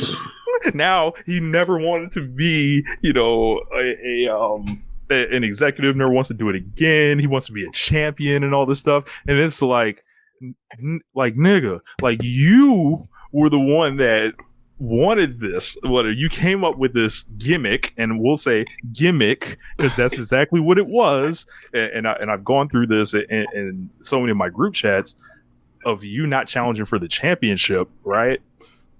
That was a gimmick. Like you know, I got a lot of clarity when Tony Khan said, "I know who my first 4 champions were, and I've known since 2019." You were never in that. So, in order to you know, to come up with something for him, he'll never challenge for the belt. So you know what that means? He wrestled everyone he wants to wrestle. He doesn't have to lose any of these people that are orbiting around that belt, and I'll work with the young people and put them over on my terms, and I'll get the sympathy out of that. The credit for getting somebody over. Oh, he's so unselfish. Da, da, da, da, all that. All right, let's keep going because I come prepared, everybody. So he then comes in the interview. I believe this is with Ariel Helwani. Said, you know, the trash talking is lazy. I hope no one throws like AEW bingo hall stuff at me or whatever and all that. I will credit Drain Bamager, who said, dude, in your final AEW promo, you talked about Punk's pipe bomb, took shots at Walter's new name, badmouthed the PC classes, and bragged about beating NXT in the ratings. Like, and this is just incredible. Let's take a look at this tweet from 2018 from Cody. Wrestlers have never been more talented and responsible. The people in charge of wrestlers have never been more clueless and irresponsible. Need to band together. Where is he going back to? Tucking his tail. He talked about growing up with Sting as his favorite wrestler. He talked about then saying, despite smashing the throne, Triple H is his favorite wrestler. This guy, astronomical levels. And now when he comes to Monday Night Raw, he is playing Kingdom. I saw the BT Sport account send this stuff out as if they wanted people to start trying to learn the words so they can sing along to this stuff. And the funny thing about it is this is, you know, for those that don't know, like this song was like made for him, and it's like a diss song to WWE. So the funny part is, obviously, it's like people, you banned or you didn't believe in me, so I'll make my own kingdom. That's more or less the gist of the song. So the funny thing is, like people are like, yo, how is WWE gonna play this song that's dissing them and all this stuff? No, they're playing this song. They own this nigga now. Like you gonna come out here, bring that shit in, and be like, we bought you anyway, ho. That's what this is. Like this is it. So let's go through these lyrics here, man. I got, you know, I like to do this on my own YouTube channel sometime. I'm not gonna play the song because that's gonna be a lot to ask of James to find everything for the podcast version. So we're just gonna go through the lyrics. So we got adrenaline in my soul, every fight out of control, do it all to get them off their feet. Crowd is here about to blow, waiting for me to start the show. Out the curtain, the lights go up. I'm home. Whoa. My father said when I was younger, hard times breed better men. Then you took it all away. I give it all away. Can't take my freedom. Here to change the game. Made a banner of pain. I built my kingdom. Now you bow to me. You took my dreams, but not my name. What? Who's bound to who at this point? Buddy, he said, you'll follow me until the end. I am my kingdom. And then lights go down. I'm ready now. Tear the roof off this town. Gonna give them what they came to see. Hear the crowd on their toes, ready for me to start the show. Out the curtain, lights go up. I'm home. My father said when I was younger, all this stuff about Dusty, and he's already starting the Dusty stuff. Like he's going to implant his NWA championship quest into this WWE championship quest. It's coming. You tried to tell me what to do. I saw the door and kicked it down. I stepped right over and through right now, and you can never stop me now. I am the king and you're the crown. Watch me as I take my throne and rule my kingdom.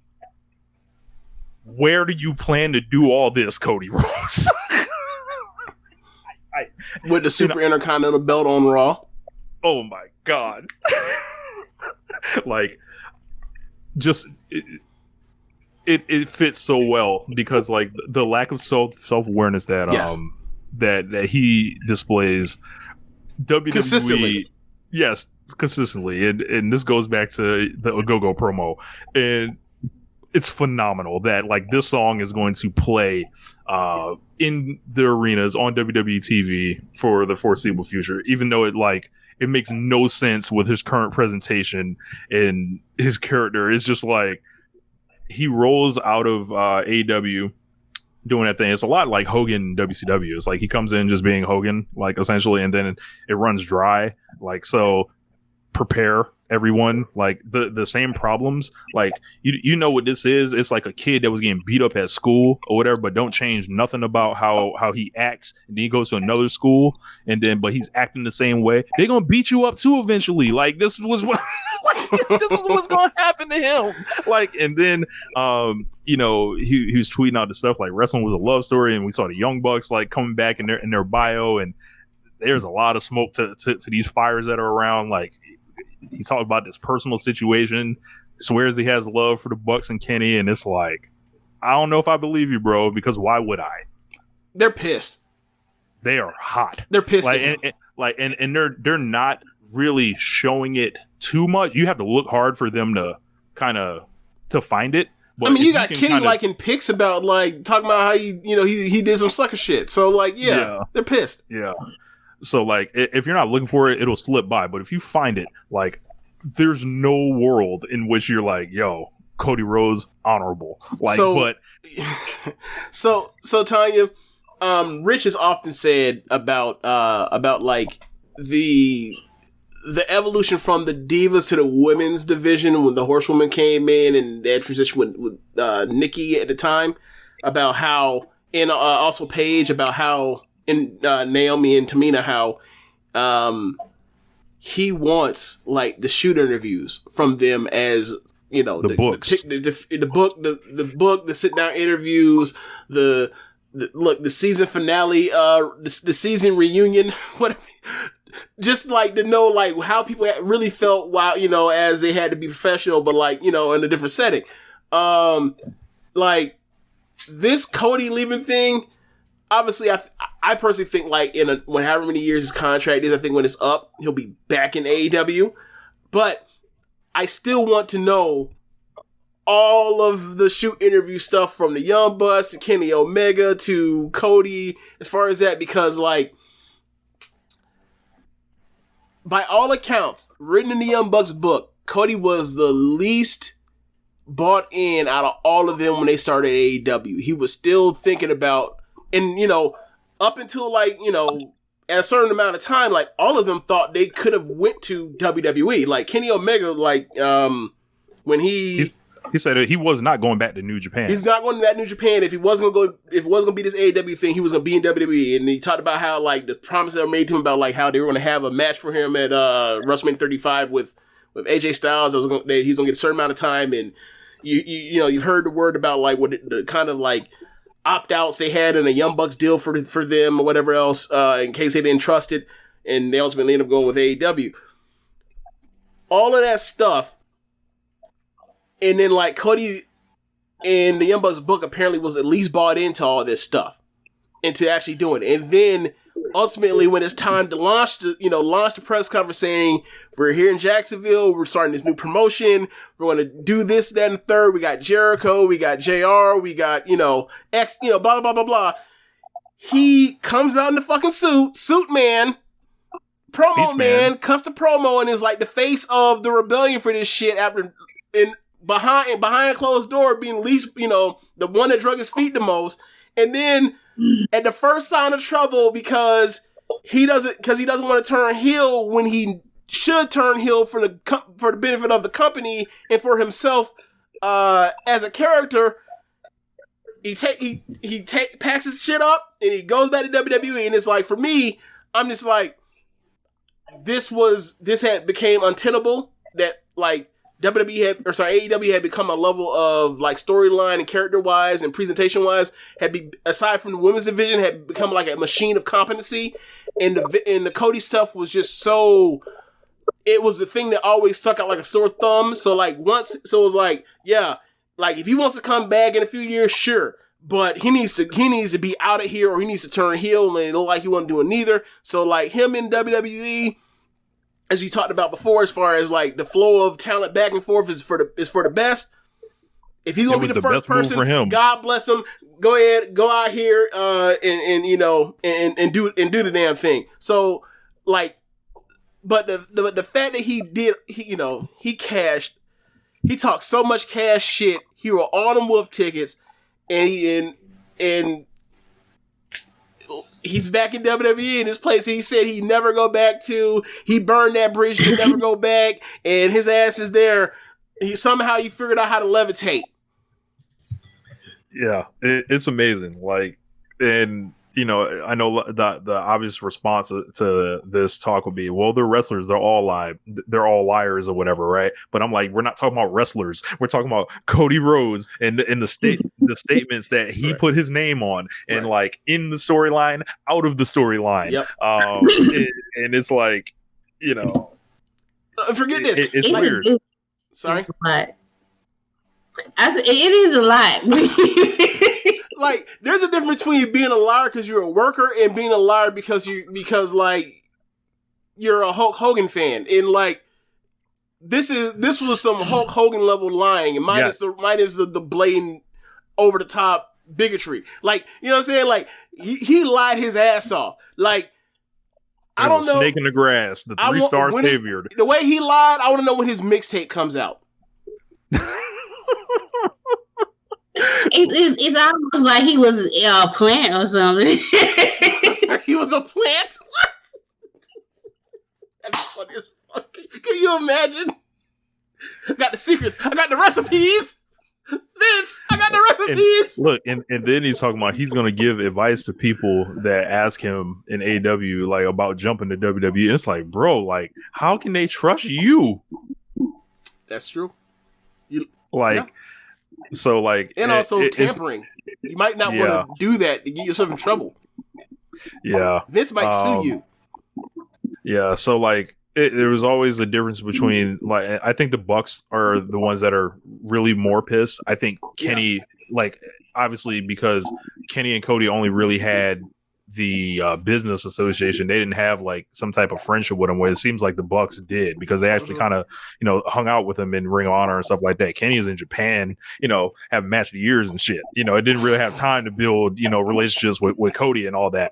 But in this case, like, I saw a great tweet, I believe it was from Keeks on Twitter, shout to her. She it says some shit like, I bet Kenny done sent the Bucks that text. I tried to tell you about your friend, like like already. So like, it's a lot. But Cody's back in WWE now. I'm very happy, like I said, and this is going to be whatever happens, right? He can, a lot of people are pining for him to go after the championship. He's like already talking about it in his promos. He had a well-received performance with the Seth thing. We know how this ends, so I don't know, man. Like I feel like there's too many examples of wrestling history of people like transporting and running into similar problems in different environments, and he is now beholden to the writers and all this stuff that was so freeing for him before. Ironically, I think it has a chance to turn him to a better performer, and I feel like he'll stand out more in this environment than he would in AEW, because all his stuff had become tropey. We talked about him blowing through everything, while everyone else was like, Jericho was just finding new stuff, like in kind of figuring it out each time. Cody continued to not figure it out. Mox continued to evolve, and Kenny evolved. The Bucks like evolved, like, and Cody wanted to be the same Cody the whole time, and it just the game got switched on some ludicrous shit, like I said, and then the influx of your CM Punks, your Danielsons, your Coles, the rise of Hangman. This left Cody out on a cold winter day without a code, pretty much. So him jumping to WWE, I don't look at their roster and see a ton of competition for very top spots with him. Like, you know, of course you got room with the title. Brock's like, you know, a part-time or whatever. But after that, it's like the guys have been defined down for so long. He's a fresh injection of air, fresh air by default almost. So, and also aside from Roman with this reign he has right now, like, these title reigns are disposable. Yes, like look how they treated the WWE title in the lead up with flip flopping it through from Lashley to Big E to Brock all in 1 month just to like put it all in place. So it was like, so. But yeah, that's all I got. I just want to talk about these lies, talk about these lyrics on this song, and you know, God bless them, Godspeed, sir. Yeah. Like as long as he didn't end up in it, you know, as long as he didn't come back to AEW or end up in Stardom, I was like, wherever you want to go. Like if you want to take your ass to DDT, and we'll talk about DDT in a minute, but like, if you want to take your ass to DDT and do ass to mouth wrestling, by all means, I won't stop you from fulfilling your dreams. Go out there and do the thing. If you want to go to Impact, go for it. If you want to go to Ring of Honor, I don't care. I don't watch Ring of Honor. If you want to go, if you want to go become a monk, you know, God bless them. Like, you know, like if you want to dedicate your life to Christ and go door to door. If you need to like talk to the guidance counselor and figure out what courses you need to get on your path, I will go there with you as long as you don't come back to AEW or Stardom. As long as you don't go to none of the shit I really care about, I'm good. Like Cody is so frustrating because like when he does good stuff, it's so damn good.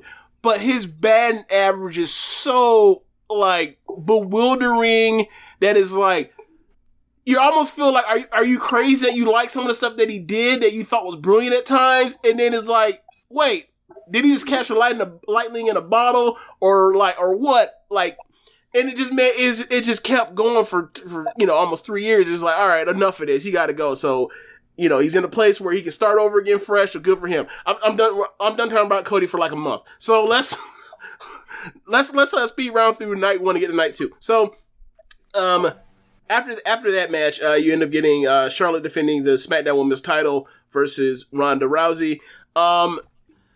This match was disappointing for me. I remember the match that they had at Survivor Series 2018, and I thought that match was a certified banger. And I saw some of the stuff they did with each other with these physical angles where they're just beating the crap out of each other backstage and attacking each other. And typically, those kind of feuds right up my alley where it's like, I ain't got much for talking. Let's just get to the shits and show how much we dislike each other by physically putting our hands on each other. And then the bell rings, it's off to the races. In this match, it was sloppy in the way where it's like, even with some of the good Ronda matches or some of the good Charlotte matches, like they're sloppy in a way that where it's like, this feels more earned, that like it's physical and things aren't going to be smooth because of how physical it is. And like, you know, like a perfect example would be the Becky and Charlotte match from last year. You know, when they did the work shoot thing and then they end up showing up with fucking themed gear. So yeah, like this match, it wasn't the good kind of sloppy. It was just bad sloppy throughout. And there are some things that just like, Charlotte, you got to take the Andrade double moonsault thing out of your bag. Stop. Like, I seen you do it like once or twice maybe, but like it seems like you're regressing with that one. It was over and over the story of Ronda is more than one trick pony, which is like, yeah, I know she's a fucking gold medalist judoka. I know that. But they did the Kurt Angle ankle lock thing, and they worked around that, and they kept trading back and forth and transitioning out of ankle locks to Charlotte getting ankle locks to figure fours. ultimately at the end, they go through that match and all that stuff to ultimately end where, there's a ref bump. Charlotte taps out when the ref is out. Ronda gets up and revives the ref, and she literally looks up into a big boot, and to be pinned by a big boot as if she's like Carmella. After, the match that was supposed to main event WrestleMania at least semi-main event WrestleMania night 1, it's just like, this was such a lame finish to cap off a match that wasn't nearly as good as people were expecting, that had hope for it. I feel like this match also gave a lot of people that did not want to see Ronda come back, did not want to see Ronda in Charlotte. It justified this. It goes back to even, the part where a lot of people were pissed that Charlotte was put into the match at WrestleMania 35. L. just an L. I don't know. Somebody find a redeeming quality for this match, because like I heard aside, I didn't hear much. I heard most people did not like this feud by most accounts. Then the match didn't deliver. Then the finish also was a stinker. And I like these two as wrestlers, and then they didn't do what they needed to do to get it done, and it was unfortunate. Tonya, what did you think of Charlotte versus Ronda? Ronda, since she came back at the Royal Rumble in her little workout gear, she been gone off of perk 30. There ain't been no passion. Like, I don't know what happened when she was gone. She has no emotion. Her voice was deadpan. Every promo she gave, it was just like the SmackDown before WrestleMania. The interviewer asked her, was like, I expect you to be more mad. Where's your passion? And I'm like, it's bad when the interviewer is trying to pull something out of you, because I said she was a limp dick the whole time. And she here because she Ronda Rousey, and she taking somebody's spot. I don't want to see her. I want her to go away and never come back. I don't care. I'm not a UFC fan, so when somebody says, "Oh, UFC," you got to show me. I'm a wrestling fan. I'm a WWE fan. You have to show me while you're on my program why I should be caring. And Charlotte is Charlotte, and despite her flaws or whatever, she gonna give you what she gives you. You got to put her in there with somebody who fill in the blanks. And like I said, like Charlotte Ronda was literally a wet piece of paper. She couldn't even write on it. I don't know why they did this. I don't know why I just don't know why they did it. It seemed like they did it just because there's a SmackDown Women's Champion, and to do that with somebody like that's Ronda Rousey. Didn't nobody tap on the shoulder like week 3, like, hey, what's the deal? You don't want to be here. You don't want to be a face. Like, what? Why you ain't giving up? She literally gave nothing, absolutely nothing, this whole feud. Vince McMahon actually had to pull her aside after the Royal Rumble when she came back. Like the first week after. She had cut some promo talking about, these fans aren't going to fool me this time or whatever. And then Vince had to pull her aside and was like, yo, you're a babyface, for one. You need to not, be resentful of the fans. You need to smile and kind of get your shit together. That, I heard that actually happened. I think the gist of it was she showed up, and she was still mad that, after the beating that she took with the kendo stick at Survivor Series 2018, that she, the crowd turned to her, and, she's always been bad with getting booed.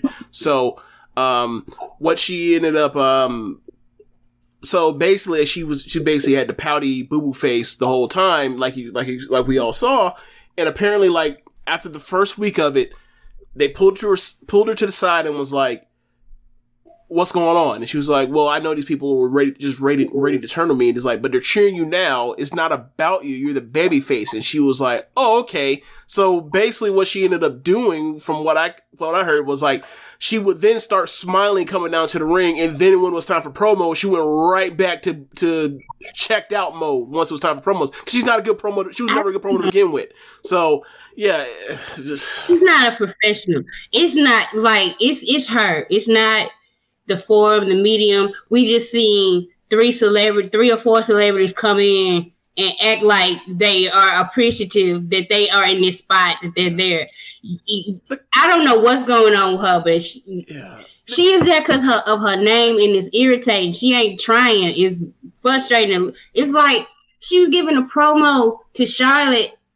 Like, Charlotte was on the Titantron, and she was just talking, and I was just like, girl, just don't even show up. Like, there was a rumor that she walked out. I was like hoping it was true because, yeah. So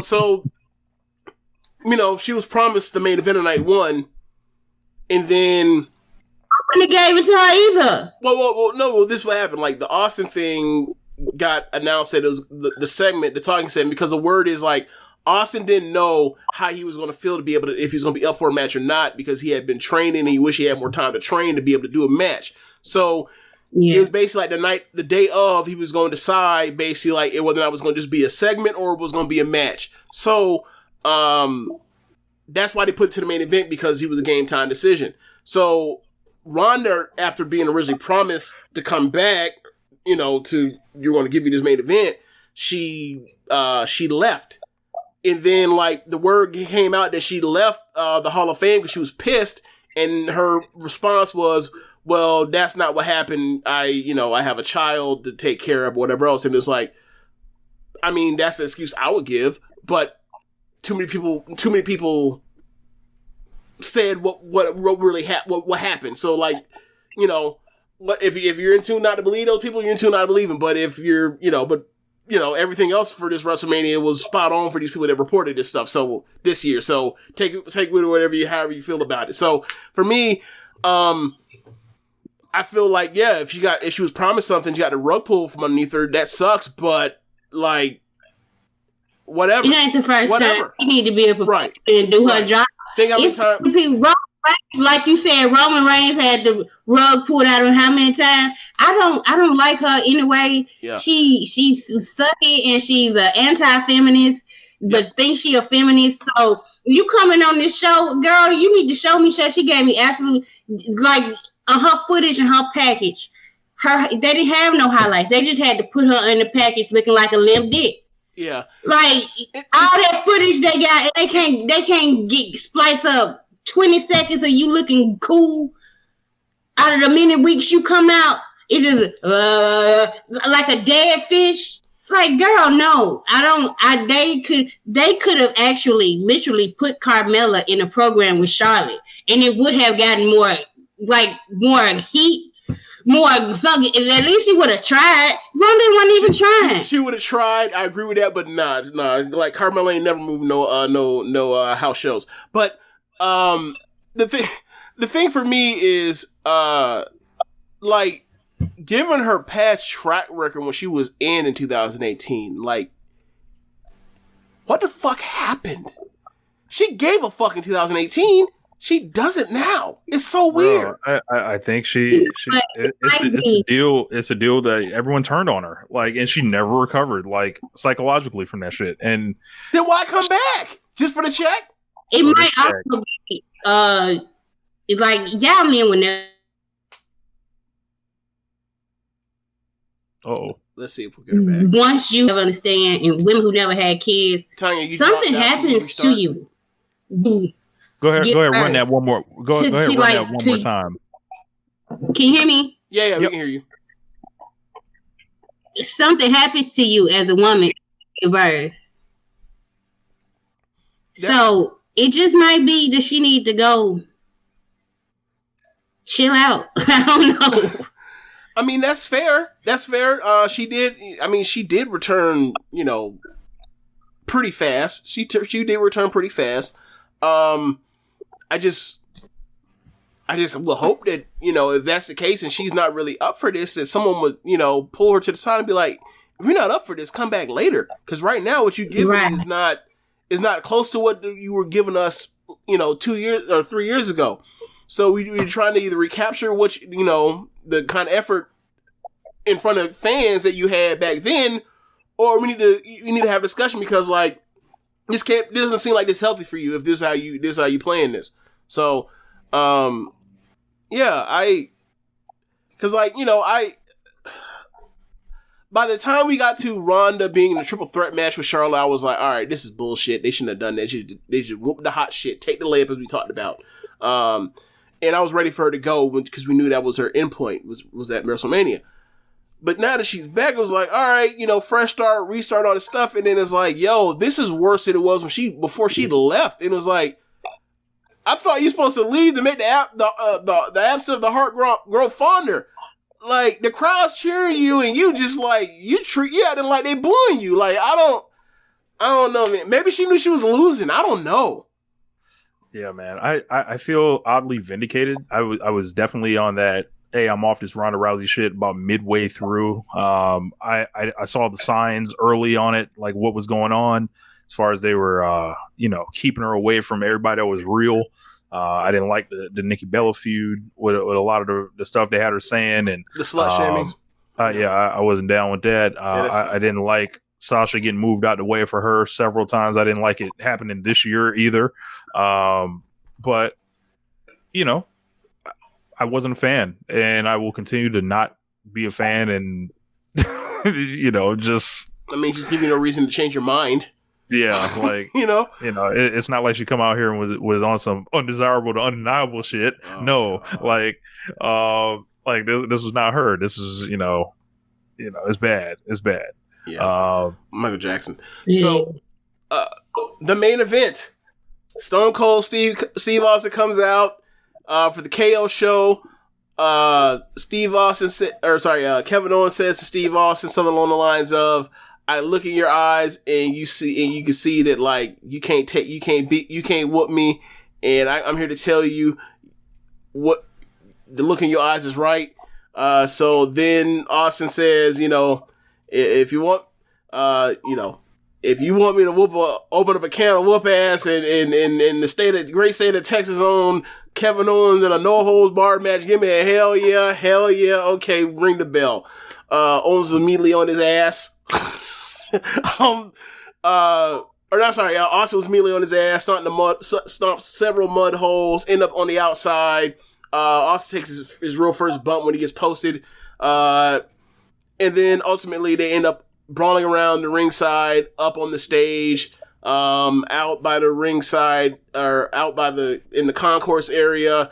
Austin got suplexed on both of those, up on the stage, also out in the concourse, and over time, because he's old, he had to do that talking segment. He was cold. He started to warm up, and after he took that first bump or second bump and realized he was okay, he got better as the match went along. And it's Stone Cold Steve Austin, it's Kevin Owens, it's two of the greatest brawlers in the history of this industry. And Austin got better and better, and Kevin Owens was bumping like a madman for him, and the match was fun. The match was fun. Ultimately, Owens goes for a stunner. Austin kicks. Austin at the end gets his stunner, gets the win, and still got the hands like Randy Moss. Catches every beer thrown his way, and drank a whole bunch of beer. Brought his brother in. Who I did not know his brother. I thought he was finna stun this bystander, this civilian, but it was his brother, so he was cool, I guess. And close out the night. And I thought, like, wow, I just saw Stone Cold Steve Austin have a 3.5 star match, a plunder match at that, but still was able to do it at 58. Does Nagawa need to hear about this man and offer a counter offer to go to Noah so he can be right in the land of the old guys with Muto and Fujita? Shit. I believe he's face caged Muto before, if I'm not mistaken. I mean, they're the same age. Like, well, actually, yeah. Muto's like a year older. Yeah, they're about the same age. So, yeah, man. I said on the show before, like, I'm a big Stone Cold Steve Austin fan. I always have been. I think if anybody deserves to get something like this, and kind of, I feel like Stone Cold is WWE. They're largely still selling the WWE name off of him. Like, a lot of this shit belongs to him. So, like, he needs to, like, be figured in in some type of way, even more than that. Like, I'm not saying I need to have him come back and work 2 or 3 times a year or anything like that. It's like, no, man, like this man needs like points on the brick. Like he needs to be cut in on whatever this is. Like Austin should be getting like big WWE checks for the rest of his life, saving this company when it was like, you know, in trouble in the 90s. Yeah. And like this guy, like, you know, if this was his way to go out, that's awesome for him. I will never begrudge Austin because there's a lot. He could have came back a lot of times, for probably has already been asked to come back a lot of times. And he had a lot of pride in his work to where he didn't want to do something to embarrass himself. And we've seen other legends, other Texans, come back and embarrass themselves for money several times. And Austin wasn't like that. And he came back and was like, all right, you know, it was the almost just an older Austin that we all knew. And it was nice to see. And, you know, I didn't expect it. Like, I thought they were going to really do the talking segment at the end. And I was like, are you fucking serious? Like, I was like, and people were talking about Kevin Owens deserves this so much, and it was just like the talking segment. I'm like, he deserves to get stunned because, you know, that's what I assumed it was. There's, oh, they're gonna just stun him and get him the fuck out of here, and it's like, all right, cool. You got to have a match at the end, but it's my opinion that Austin owns all this shit anyway. They should be like bend over backwards to please him at this point. Tonya, I just want to say I'm proud of Kevin Owens because he could have left. Could have left us all in the because I'm sorry, I know y'all watch AEW, but I can't. It's too much. I need one to focus my attention on. I'm not a teenager no more. I'm not flipping. I'm not watching wrestling 7 times a week. So I like my favorite wrestlers where I'm gonna watch them. Mm-hmm. KO's one of my favorites, and I am glad that he stayed, and I'm glad they didn't say, well, screw you for thinking of leaving, and we're going to punish you. And they gave him this spot and got him a nice little check. And it was fun. It was a great way to end the night, actually. I wouldn't have been mad if it had a main event at night, too. It was like the most fun part of the whole weekend for me to see that match. yeah, I mean, I feel like the main event put it over the top because, like, it was a good show, and then to see Austin, you know, all the stuff that you and Rich both said, it's just like, yo, like, I was never expecting Stone Cold Steve Austin to do anything, you know, more than just stun people ever. So that was really cool, and the match was actually fucking good. So, you know, I was very happy. So yeah, like, you know, that put it over the top for me. I was like, this is like,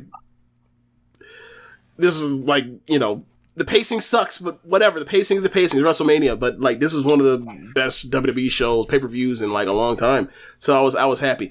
Now, we're gonna have to speed round through this, but at Kroger, fresh groceries are our thing. So we check your delivery order for freshness at every step from farm to store, and pick and pack every veggie in your free pickup order with care. Because we treat your food the way we'd want ours to be treated. We're fresh every day, so shop anyway.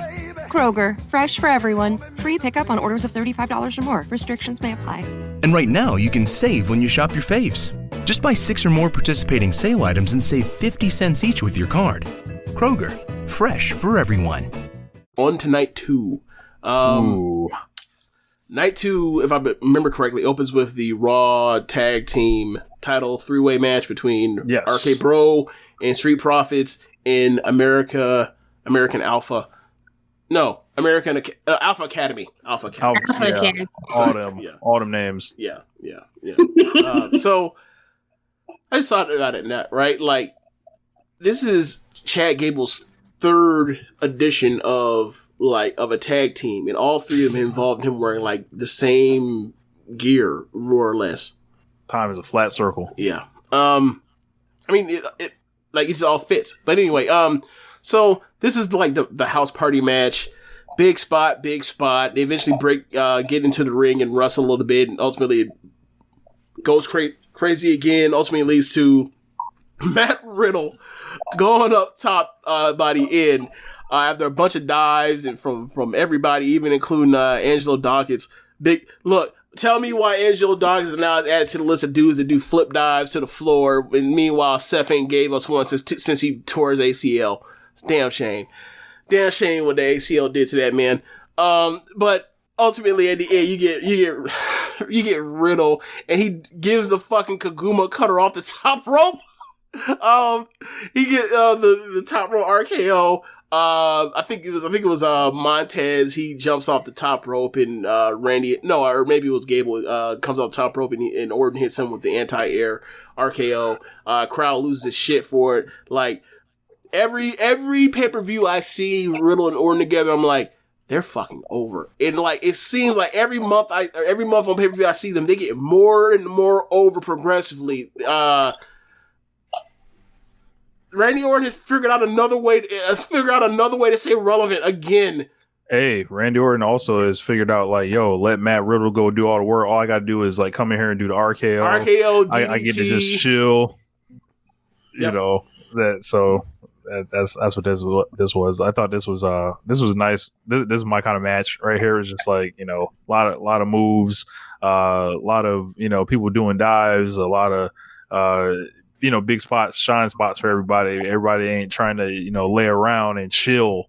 You know, they're opening this thing up with energy, you know, and excitement. So we actually on the preview had said to kind of watch out for this match, because I was like, yeah, like everybody's in here is good. So it should be, you know, if they get time, they got about 11 minutes. So that was about as much as we could. They made the most of it.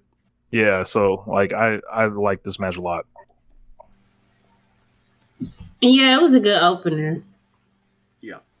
It kind of set the tone, but tone changed. Yeah, like halfway through this show, I was like, okay, and then the second half I was like, oh, they're undoing it. So after the match, Street Profits and Randy Orton and Riddle, they've been, you know, going back and jawing at each other about how they won the match, and you know, ultimately, Alpha Academy, they butted their way in, so showed a sign of respect. They went to go pull her up. What's in Montez's cup? Will we ever know what the context of the cup is? No. So you know, they then see Gable Steveson, and they say, come up here, get you some of this drink. And then in the middle of it, Gable says no, and then he you know, he spills the drink on Gable. Gable comes, slaps it out his hands. Well, Gable, I'm sorry, Steve. I'm gonna say Steveson. I'm gonna say Gable from Chad Gable. Because you guys get confusing, right? So, Gable slaps the drink out of Steveson's hand. Steveson takes off the shirt to show the physique, and the physique is that dude is an athlete, but he doesn't have the defined tone that Vince McMahon would want. So I'm assuming. So we'll see how that goes for now. But just keep that in your mind if, you know, things go awry. Anyway, he then, you know, lifts up Gable, Steveson does, and he gives him a belly to belly toss suplex, and then he, you know, goes out to the floor with the rest of the guys that rolled out because they know he's scary. And then they got back on that drink, and they called it a night. And Randy Orton for another again was able to get the fuck out of WrestleMania on his birthday weekend and get out of there quickly. I think Gable Steveson is swaggerless. He is definitely holding back in the charisma department. He's definitely lacking so far. Like, and it wasn't a case of, hey, just give him a manager. He didn't have lines. Like, right. It was like, it's something that either jumps off the screen at you or it doesn't. And then I saw him standing in there with Randy Orton, and Randy Orton towering over him. And I saw the physique, and knowing what kind of person runs this company, I'm like, okay, Vince is either going to make him really get in the gym or he's going to cover him up. Like, he's not, like, we already know how this is going to go. I mean, given that he's the wrestler, they can put him in the singlet.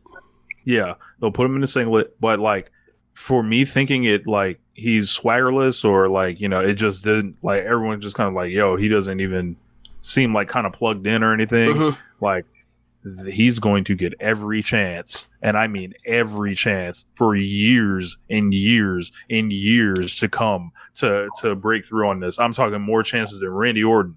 I'm talking more chances than Brock Lesnar. Like, I'm talking more chances than anyone you've ever seen in the history of WWE. They will do as long as it takes to get. If you think they kept Mark Henry around for years and years and years and years before he ever, broke through, this guy will be there forever. Watch. Yeah. Yeah, I mean, he's going to get chances. As far as the charisma thing, we'll see what his intensity level is once the bell rings. Like, if he's just a killer, then like we can get past this. But if he's going to be out here selling like early, then he's going to need to pick up that charisma to get people to buy in, to deal, to get the earnestness for the sympathy and all that kind of stuff. But if they just make him a killer and he's hammering nails, it might not matter. He might just be an ice cold killer, right? They can package it, they can build it around that. But we'll see how this goes. He's a sex pest, so. Oh yeah, that part too. Yeah. That's all I know about. Yeah. Like, I think all three of us all liked Riddle before we found out about that shit too. Yeah. Yeah. So. That Riddle's like one of my favorite wrestlers before that whole thing. Like, yeah. The next match was the next match the Bobby Lashley match? Yes, it was. My God. Yeah. Look, a tale of two cities. Drew McIntyre and Bobby Lashley from last year's WWE title match to this year carrying stiffs. Yeah. Bobby Lashley in there with Omos. Now, they sold me on this based off the interaction on Raw when Omos came out, and all they did was just run and slam into each other and bump like crazy. And they showed it in the replay or in the preview, like that's what they were capable of. So once you show me that level of violence, I'm into it. Like, wrestling can be as sophisticated as it wants to be, or it can be as real simple as it's two big athletes slamming to each other until someone collapses. And that did it for me. Seeing someone that looks like Lashley slam into a 7-foot dude and they both just boom and fail. I was like, sign me up. Give me one of them or two of those. Go for 2-3 minutes. Have Bobby slam him. Get the fuck out of here. You get 3 stars out of me for 3 minutes of work. I'm not hard to. I promise you. I do this show I promise you I do this show every single week, and I talk about some of the most granular bullshit, but at my heart, I'm a very simple person. If you simply hit each other in a way where I don't think you're beating your shit out of each other, I'm in. It's not that hard. It's really not. And they did that on this, but then they came out here, and they basically had an 80s Hogan's match where it's Hogan versus a monster. He gets leaned on. He gets clubbed. He wears on him. He's fighting from underneath. There's a spot where he damn near kills him, where he gives him basically like he lifts him up and throws him into the top ropes.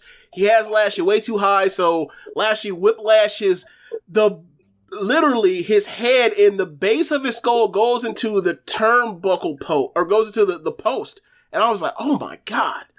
Lashley didn't sell it. I was surprised he got up. Though at the force it happened with, he continued the match. That man's a G. Ultimately it led to, building towards a vertical suplex. He tries it, can't get him up. Classic 80s working. Eventually he gets back to it. He ends up hitting the suplex, and then he gets up and gives Omos a spear to get him out of there for carrying that dude to a bad match. He had to carry him to a bad match. Hogan versus Andre. That's what this was. Through parts of the match, I was like wondering if is almost the new El Gigante. Oh my God. There were others that shared some similar sentiments. There's like, hey, was he trained by El Gigante? And I was like, yo, this is like not great. And I was like, poor Bobby Lashley, a hard worker always, but like, this, hey, at least we get to have black strong men too.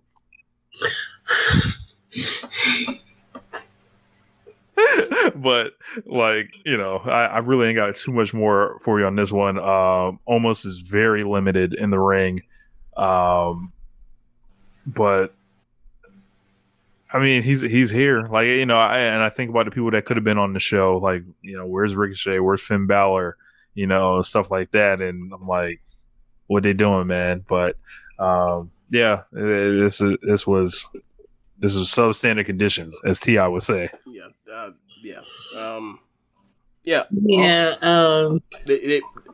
Look, I saw Braun Strowman versus Bobby Lashley have a fucking banger. Twice. Yes. Oh, I forgot to mention that. I forgot to mention that Braun Strowman, like, almost was supposed to replace him. Braun was better. Braun was better than this. Omos makes Braun Strowman look like Kenta Kobashi. Get the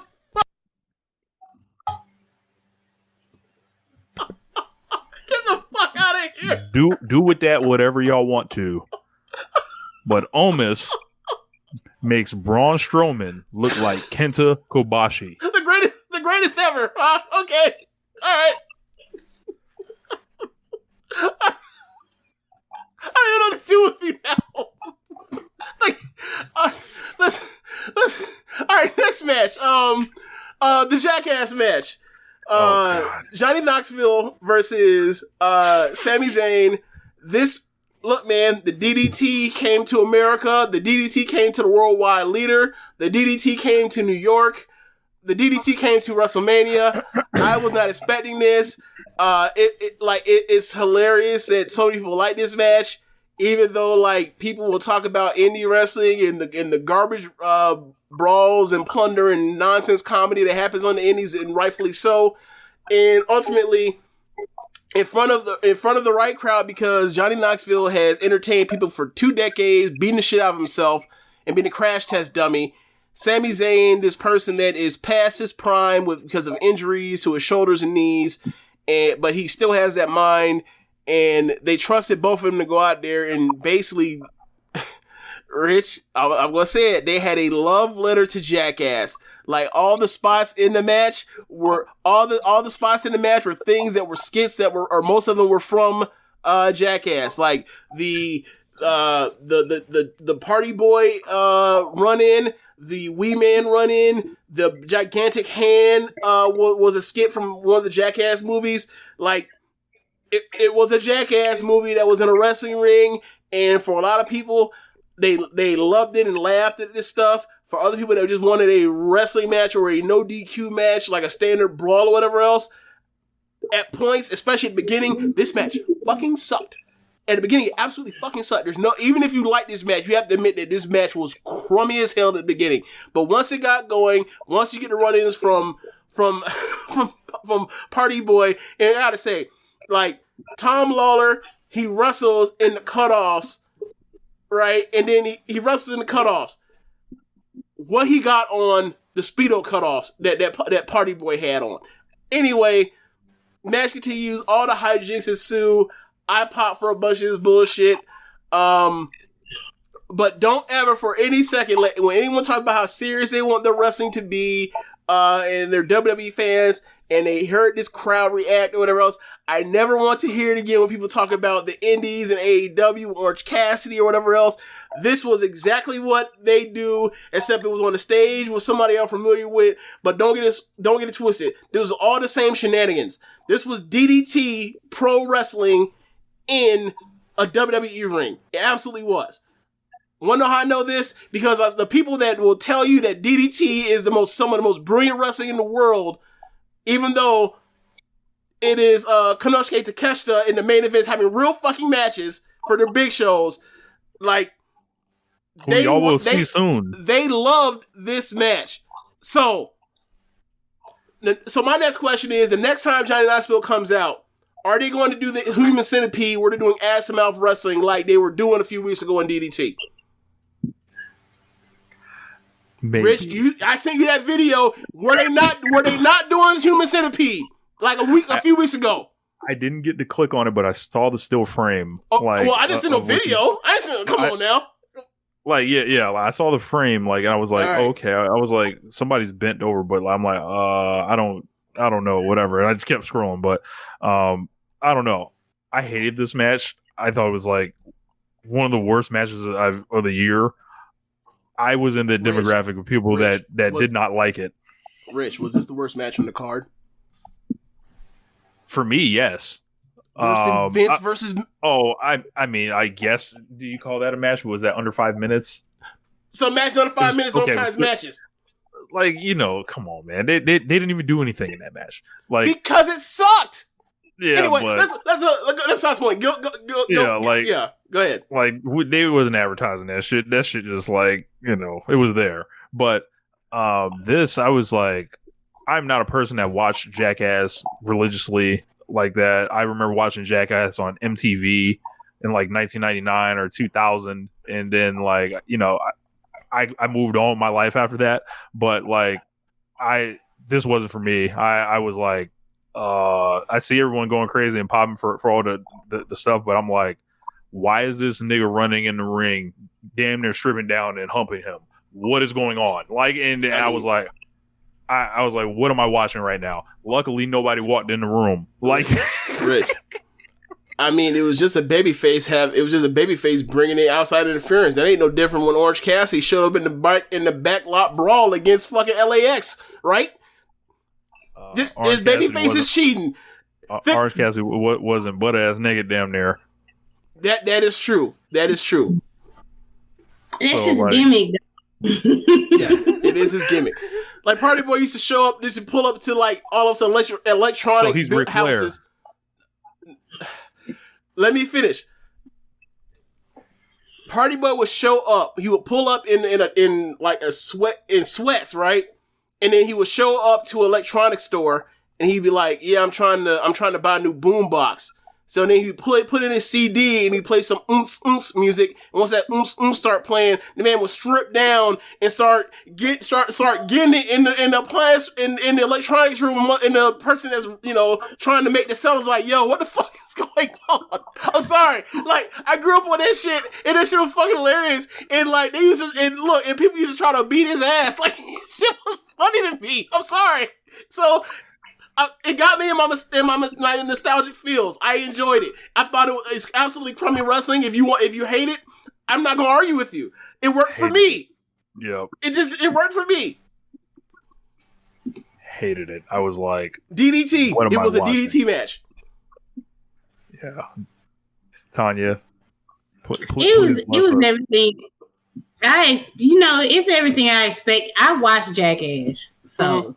I did some Jackass type stuff when I was younger, so it was just, it's what I didn't expect it to be a good wrestling match. I was proud of Sammy for protecting the people he needed to protect and bumping his ass off. And Wee Man is over as fuck. Like, yes, I could not believe how over Wee Man. I'm like, what? Like him doing the Andre the Giant Slam, like, we don't need the Hulk Hogan Andre the Giant Slam. We got Wee Man slamming Sami Zayn. Hogan slamming Andre, Cesaro slamming Big Show, Wee Man slamming Sami Zayn. The legend of the body slam continues at WrestleMania.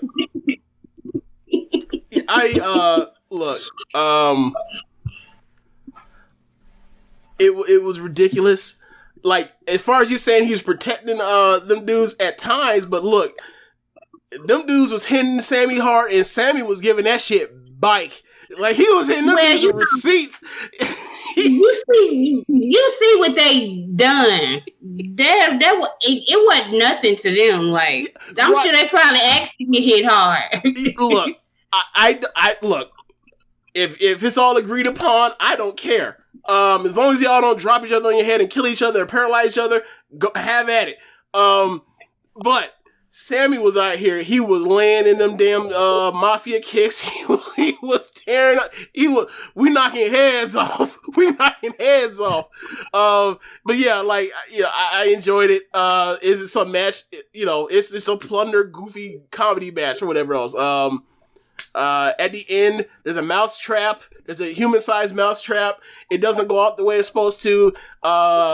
Johnny Knoxville can't get it to work, so he ends up laying it out, opening it up and laying it out on against Zayn. Zayn's trapped. He ends up pinning Zayn, and Jackass wins. So yeah. Next match after that, the SmackDown. I'm sorry. The women's WWE Women's Title match, the 4-way between the champions, Queen Zelina and Carmella versus Sasha and Naomi versus Rhea and Liv versus Shayna and Natalya. I thought this match was better than what most people think of it. I thought this match was laid out well. I thought the execution was sloppy at times, but whatever. But I thought like the big spots all worked. But like the crowd just was not into it because like they just saw a clusterfuck. But I enjoyed this match. I thought it was a good match. Ultimately at the end, you end up getting Sasha and Naomi beat. I can't remember who they pinned, but they end up pinning Carmella. Okay, so they beat Carmella with a combination sit out, face buster, and code breaker that I thought looked awesome. And they end up picking up the win. But yeah, Rhea and Sasha, Vince, hook your boy up with one of them. I need to see one of the matches. I need a Bianca and Rhea match. I'm sorry, a Sasha and Rhea match. Whenever is most, the most easiest time for you to do it. But like they have good chemistry. I can't wait to see them have a singles match finally. Tonya, what'd you think about this? I think if they were really serious about the women's tag titles, they would have found a way to get the titles on Rhea and Liv before WrestleMania and just had Naomi and Sasha challenge them. It was too many people. I love Shayna, but her and Natalya did not need to be in that match. They did not do anything worthwhile or memorable. How long have they been? Except for when Shayna stopped everybody from when like they were finna come break up the pin and she stared at him. That shit was, but like Shayna, they put Natalya with everybody and it just don't fit. I don't know if that's the right or they. Yeah, it just don't. I don't know. It was too many people. It was not enough people to focus on. How long have Naomi, to keep the focus? Oh, how long have Natalya and Shayna been a tag team? What's it been, like a month, maybe? Like a month or so. Like right when the tag match was being made, they decided to be a team. Okay. So, like I said, like it was a situation where, of course, it was fine with just Sasha and Naomi. However, the champs being who they are, and you actually want to have Sasha in a showcase match, I understand you adding Liv and Rhea. But there was no reason other than Natalya needs a match, I don't know, to form this team out of nowhere and put them in the match. Then I didn't see them have a moment necessarily that just absolutely needed them to be on the card or something. And I think that's the way it came across. And also the crowd probably, we all know the history with Sasha, so the crowd was probably too scared to celebrate until she actually won.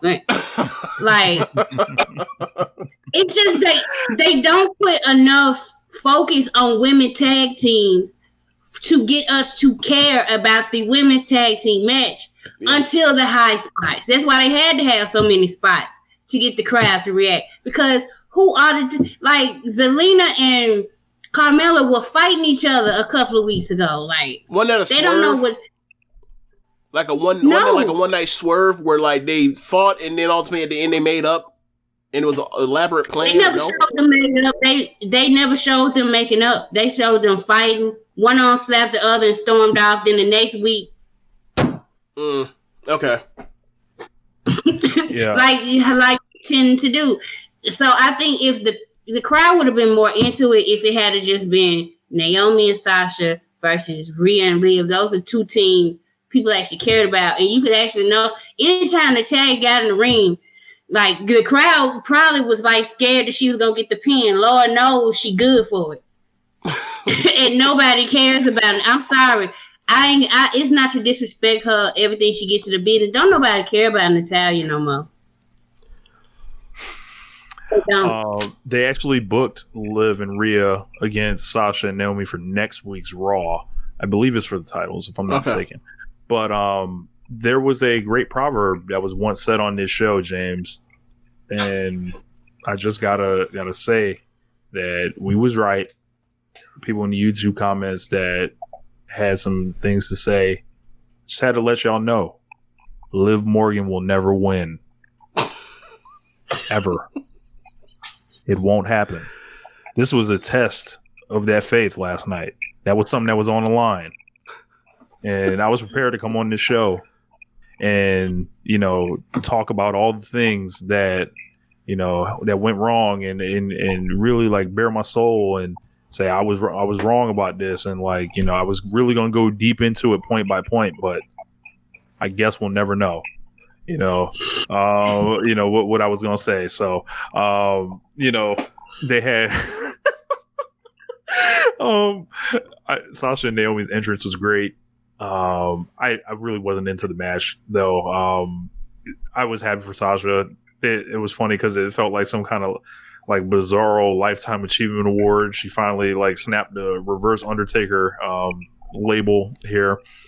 I feel like Ronda got her spot at WrestleMania this year. I thought they were clearly headed for Charlotte versus Sasha at WrestleMania. Did you want to see Sasha lose to a big boot? I wanted to see Sasha win and beat Charlotte. Okay, but what you want and what you was gonna get are two different things. I don't know, because I think Ronda's in a situation where she wasn't going to be full time every day, so they can do something screwy as far as with a ref bump before that, and then that weird finish. This has Paul Heyman's fingerprints all over it to being something designed to drag it out. I feel like with Sasha and Charlotte, you don't do that. You just get a feud based on their history. They've been away from each other for a really long time now, and I think it would have been time, at a later point in their career. So we saw them in NXT. We saw them when they first came up, and they were babies, and then now they're grown women with established identities in and out of the ring. And I think it would have been a lot more compelling and interesting. And I feel like Sasha got her spot stolen by Ronda, and that sucks because we were either Sasha and Charlotte was delayed and we're going to get it later, or it's never happening. So, well, I mean, when it comes to Sasha Banks stuff, it just gets, it just never comes back. Perfect example. That SummerSlam match. When the fuck were you getting Sasha versus Bianca too? That's never happening. And now she's got the tag belt, so she's away, so she doesn't get around. Well, we know how to use those tag belts sometimes. They put them on people they want to put in because they only have so many spots for women, which goes back to what Tonya was saying. So they'll put they'll make the champions challenge for the tag team belts and shit like that. So it's all in one program and shit. But yeah, I just can't be happy for arguably the biggest full-time star in WWE who's actually moving the business like that to be relegated to this in all of the company. She's actually a legit as legit of a star as you can be in this era. It's her, and she's got the receipts to pull it up. I struggle to find times where she's not popping quarter hours and stuff like that, and they continue to treat her as less than all the other women or all the other top women, and it's just this is bad. I've talked about it on this show for years, how much I've really not liked it. This year it was just I was resigned to it at this point. Yeah, man, it's a case with a lot of their best star or their top stars they're here. They could have been in a lot better situations had they not, waited too long or did goofy shit with them. It's it's frustrating. Next match. Speaking of frustrating, next match. Oh yeah, AJ Styles versus the revampired Edge. I thought that this match told a very good story. Or let me phrase, I'm going to start from the top. I thought this match did everything very well except pacing. And I thought the pacing of this match was abysmal, especially in the second half of this match. I thought that the story they were telling where AJ has to overcome his rib injury, and then later on in the match ends up getting a shoulder worked over, and he has to work out in and out of stuff with shoulder stuff, along with Edge having injury. I can't remember what his injury is at the time. I thought this match was a really well told story. It's classic AJ Styles storytelling from like the last like 3 or 4 years in WWE, especially his stuff with Daniel Bryan. But he wasn't in there with Daniel Bryan, and he was in there with Edge. And Edge has his bad habit of still wrestling matches like it is 2008, as opposed to pacing his action as if it is 2022, where like all our phones got good internet, bro. Like if you sit and lay on this fucking mat for the second half of the match, as opposed to building towards a really fun conclusion, we will pull out our fucking phone and we will get quiet, and you will wonder why the crowd is quiet. And this is what happened to their match. It's unfortunate because I thought that AJ had his working boots on, and like it's good to know that he's still fucking awesome, move for move and technically, but this match had too much laying down in the second stretch for me to think this match was great. If you want to say it's very good, I won't argue with you because, like I said, the only thing I don't like about it is the terrible pacing. But the pacing was terrible in it. Ultimately, and the finish. Jesus Christ. The finish was atrocious. The finish was so lame. AJ seemingly has the match won. He is going up for the Phoenix Splash. He's going up for the final forearm. All of a sudden, they zoom, they pull back the camera, and Damian Priest is just standing there like Lurch from the Addams Family. AJ Styles looks and is like, "Oh, that's weird." Takes a beat, goes for the phenomenal forearm, and he gets speared. He gets an anti-air speared out of his boots, or not out of his boots. Edge doesn't throw hard spears, but he got speared in his boots, and lost. And this is the start of Edge with his Creatures of the Night. But I gotta say, man, go ahead. I'm so tired of Edge. I'm done with it.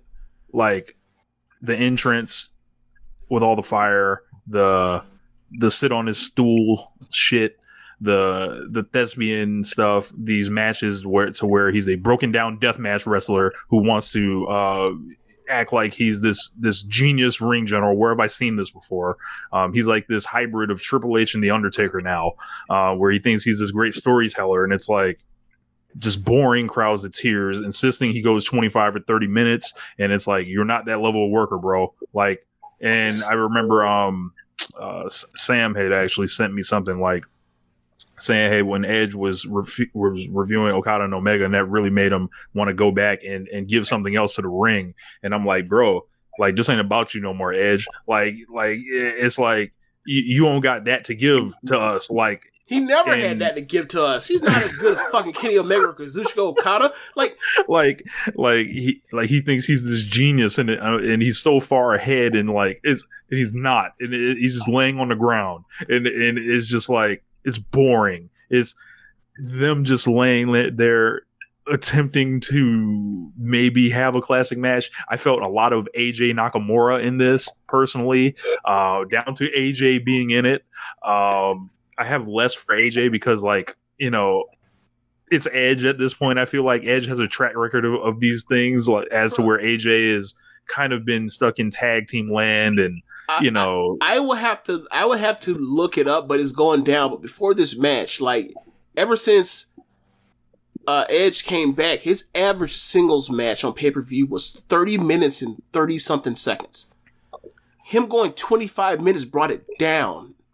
And this match felt like it went 45 still. Like, it was like, bro, it just felt so like Edge is the new, like, thing for me, where it's like all these people that are ardent WWE fans, I think he's this genius, and it lands with some people, but I look at him and I'm like, I'm incredibly bored by his wrestling, and I think his character stuff and his promo stuff is absolutely just off the just completely somewhere else. And I'm just like he's trying way too hard. I feel like for everyone to love him, and it's like I don't see it, man. And then I feel like they booked a match on Dynamite essentially to answer this one on Wednesday. We're gonna have Adam Cole and Christian. I feel like Christian's gonna put him in a pack, and it's gonna be there's I've never really seen partly because they weren't working at the same time, there were retirements and stuff like that. The contrast between Edge and Christian, I feel like cannot be more stark than it is right now. The main thing is Edge is being pushed in position as a top, he's the new Triple H, Undertaker, Shane McMahon, you name it, person that comes in and they give them 25 to 30 minutes to do whatever they want to. Whereas Christian has always been in any major, in any real deal, there are thousands of people in the building promotion. He's always been asked, aside from one time ever else, come in here and go 15 minutes or 17 minutes at the most, and then get the fuck out of there. And you're not at the top of the card. Aside from that run in 2011 with Orton, that's it. And that's the thing. Edge was a top guy at one point, right? So if they're gonna say, it probably be. If you're him and you say, hey, bro, it's probably better for you if they have the same exact match that you just had over 25 minutes and 19, get the fuck out of there, and people will say will talk about how awesome it is or whatever else. He's not looking from that perspective. He's looking at it as this is what top guys do. They go 25 minutes from Triple H to Shawn Michaels to, maybe not Bret Hart, but even Bret Hart at times. That's what the top guy does in WWE. So that's what that's what he grew up on. That's what he always wanted to do. And he's getting an opportunity to do it. And it is hurting him. Because flat out, straight up, in this era of WWE, in this era of pro wrestling, if you go 20 minutes, you gotta be fucking great. Not good, not really good. Either you gotta be a great wrestler or you gotta have a match that is great in cooking to go 20 whole minutes. And outside of that, you asking for trouble. And to go 25 minutes is even riskier. Don't come out here and give me a very good match that went 20 minutes. That wasn't worth my time. That wasn't worth our time. I could be looking at my phone. We all could be looking at our phones. You gotta fight this. This is hard to fucking fight. So this match would have been a banger at 19 minutes. It went 5 minutes way too long. And literally it was all of them laying on the mat in the second half. They just laid there and laid there and laid there. Yeah. Tonya, what do you think of the match? We hogged this all up. I'm sorry, but my bad. It was just I mean, it's fine because I kind of checked out during this match. I thought it was funny that y'all bring up Triple H and whatnot because I read a tweet. Somebody said, so Kane retired, so Edge got the fire from Kane. He got the throne from Triple H, and he got the purple from the Undertaker. Look, that man just amalgamating out here. Yeah, and it's not anything certain wrestlers you can see they call their own shots, they get to do what they want to do, and it's some originality from them. And it seems like Edge was like, yeah, I'll take this from you and this from you. And I remember when I was a vampire, let me take a little bit, it's really not coming off original at all. And also I did want to talk about, because it upset me when he wrestled Roman and the match was slow as hell. That's what the Edge gonna lay there. And that's what he been doing since he came back. So I was kind of disappointed because it's AJ Styles. You get somebody like AJ Styles, you supposed to have a fun match with him at WrestleMania. If you have a match with AJ Styles and your match is not as good as Shane McMahon match was with him, well, to be fair, that was a different level of AJ Styles that in 2017 to now. AJ is still great. That's true, but it's AJ Styles. You gotta have some fun with it. Not people don't want to see half the match. y'all laying down. Come on. Yeah, I agree. It's funny about Edge. Like, damn, I forgot what I was going to say. He's exposed himself. Like, he was a person that, still is. Like, you can see all the thought in what he lays out in his matches. The problem is, like, he hasn't adjusted. And, like, that's the main thing is you gotta adjust. Like, the ones that, like, there are certain levels of greatness, and the ones that are able to stay around forever are the ones that are able to adjust to the times. And, like, he just hasn't figured that out. And I think that might be because of his situation. More of, like, he's taking like, they give him the 25 minutes where he's supposed to say no. Right? So it's tough right now for him. It really is. Like, if he was out here going 18 minutes, 17 minutes, our opinions of all these matches would be so much different. But they're asking him to do so much. You know, they're asking him to do more than he's actually capable of. And like when I I'm sorry.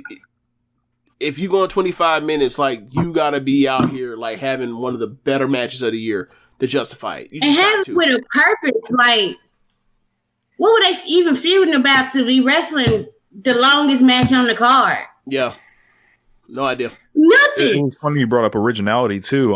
Brody King actually, they showed a picture of Edge and Damian Priest in the ring, and they were like, name this duo or something like that.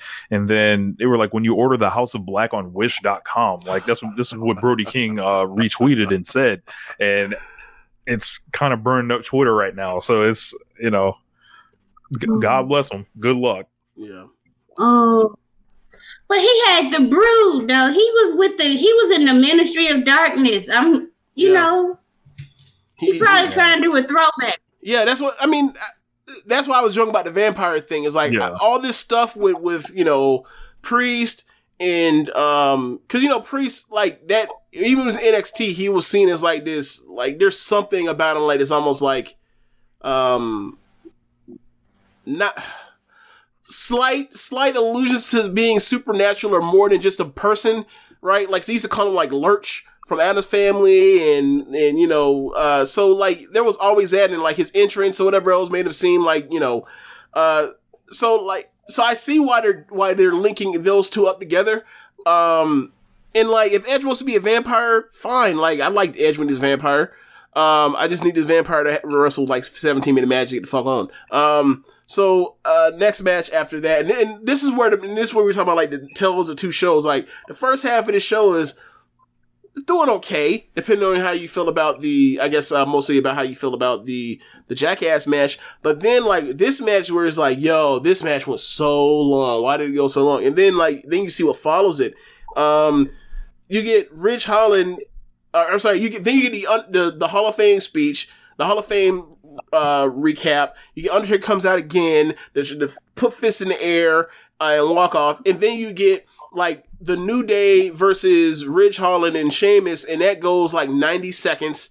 Ridge Holland puts away, I believe, Xavier. I can't remember the name of the move, but it went 90 seconds. Butch is constantly up on the apron trying to interfere. And then by the end of the match, like, Butch gets in and he's like almost like a fucking wild dog that wants to like rip shit up. But that was the end of it. With 90 seconds, it was like, okay, you squashed New Day. Thanks. Squash New Day after like breaking their homeboy's neck, and then they got the win from it. Like, all right. So I guess that's what we doing out here. So you know, dress like Big E, treat like Big E. Oh no! Oh my God! We can move on. I ain't going. I got nothing to top it.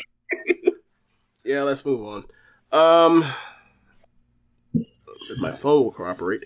So the next match after that, Pat McAfee. Yeah, Pat McAfee versus Austin Theory with Vince McMahon at ringside. McAfee does all of the I'm surprising you because you don't know that I've been training for wrestling for years spots. So he does stuff, and obviously like he's a former professional athlete, so like he does the jump, like the Kurt Angle jump from the ring, from the mat to the top rope to go give a suplex thing that shocks people. He also does he gets pushed off and then he lands on his feet. Like stuff that if you saw him when he was in NXT versus Adam Cole, you've already seen it. You saw it done better. But anyway, they do their thing. Also, one thing I want to note, Pat McAfee, regardless of what I say about him, as far as what I think of how he has the celebrity wrestling matches like on training wheels, this man is an expert worker. He's an expert worker. He got them to pay for the White Stripes Seven Nation Army for his entrance music. The most easy pop entrance music of all time that should have been someone's entrance music 15 or 10 years ago when it was super hot and people were playing in every fucking arena during sports presentations. It's one of the most recognizable melodies in the world. Like, it was a no doubt, no brainer. Should have been somebody's entrance music, but Vince didn't want to spring for those rights. They'll do it for the announcer. So he got that. They cheering for him. They doing the all throughout the night. And I'm just like, yeah, sure, why not? So I forgot how he wins, but he is Austin Theory goes for his finish. I think it's called the ATL or the A-Town Down. And at the end, McAfee escapes and slaps on a Flash Schoolboy, and I believe he also pulls the tights, but they kept on the camera angle where you don't see him pull the tights because his babyface shouldn't be pulling the tights anyway. And he pins Austin Theory.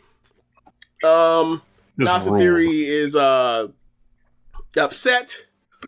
But we'll get to the rest of the machinations after that. But what do y'all think of the match?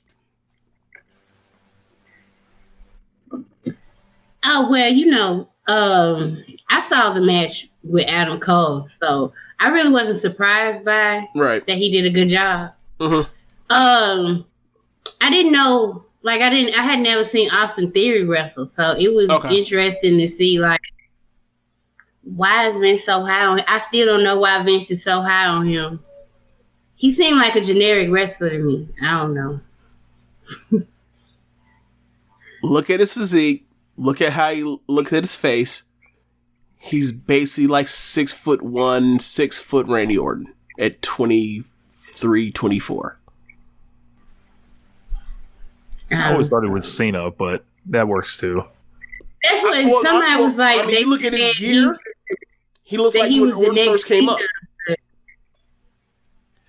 He looked like a twink to me. It is amazing. That no, Rich, I'm ignoring. Is that the way you said it? Say that again, Tonya. He looks like a twink to me. Like that's Vince's twink. Vince fucking that boy. That's his young apprentice. Yeah. Hey, who knows? Whatever. Comparison, I don't see nothing about I don't see it. I think it might just be the haircut, but it is amazing that they had all this talent over the last 3 years, 4 or 5 years, and Austin Theory is kind of like this handpicked one of the guys they had from Evolve and all the indies and everything like that. But I thought this match was excellent, though. McAfee was awesome. I thought Edge should take notes from Pat McAfee. How to get the crowd going. But this was as good as it possibly could have been. This is arguably my favorite match of night 2. I mean, it's up there. It's in discussion. I think I would go with the opener, but yeah, the 3-way tag opener, but yeah, yeah. So. After that, Vince is upset. He was over. Vince is upset with Austin Theory, and then he teased like he's going to take off the jacket, and then he takes off the jacket, and then he takes off the shirt, and then he comes up there with the beater on, and he out here. He looking like he been left out in the sun too long, and You can see he's starting to develop a hunch, and you're like, "Damn, Vince old, bruh." Damn, Vince old. And then you just see it, right? but he asks, he gets someone to come down, a ref to come down to the ring to get to ring the bell and call the match. And Vince McMahon is 70, 76, 75. He might be like 78 by this time. No, I think he is 78. Because when remember, like when Owens headbutted 76. him. Okay. Because when Owens headbutted him, he was like in his early 70s. So, anyway, so at 76, he's having a match at WrestleMania, and Vince 24, 23 years ago when he was wrestling, he fucking sucked then. So, whatever. He's having the match, and it's not much of a match. It is really, he can't move for shit. So he's taking a couple steps forward as McAfee bumps for him, and like Vince can't be bothered to even lift his arm up fully for the lariat. He just basically almost like he's lifting his arm up. They're supposed to look like they're lariats, but they're really just shoulder tackles. Multiple times, and then Vince stunts around with a football, and he punts the football into McAfee, and then he pins him. And I was just like, dude, like he looked like Blue Panther. He looked like what's his name? Mascara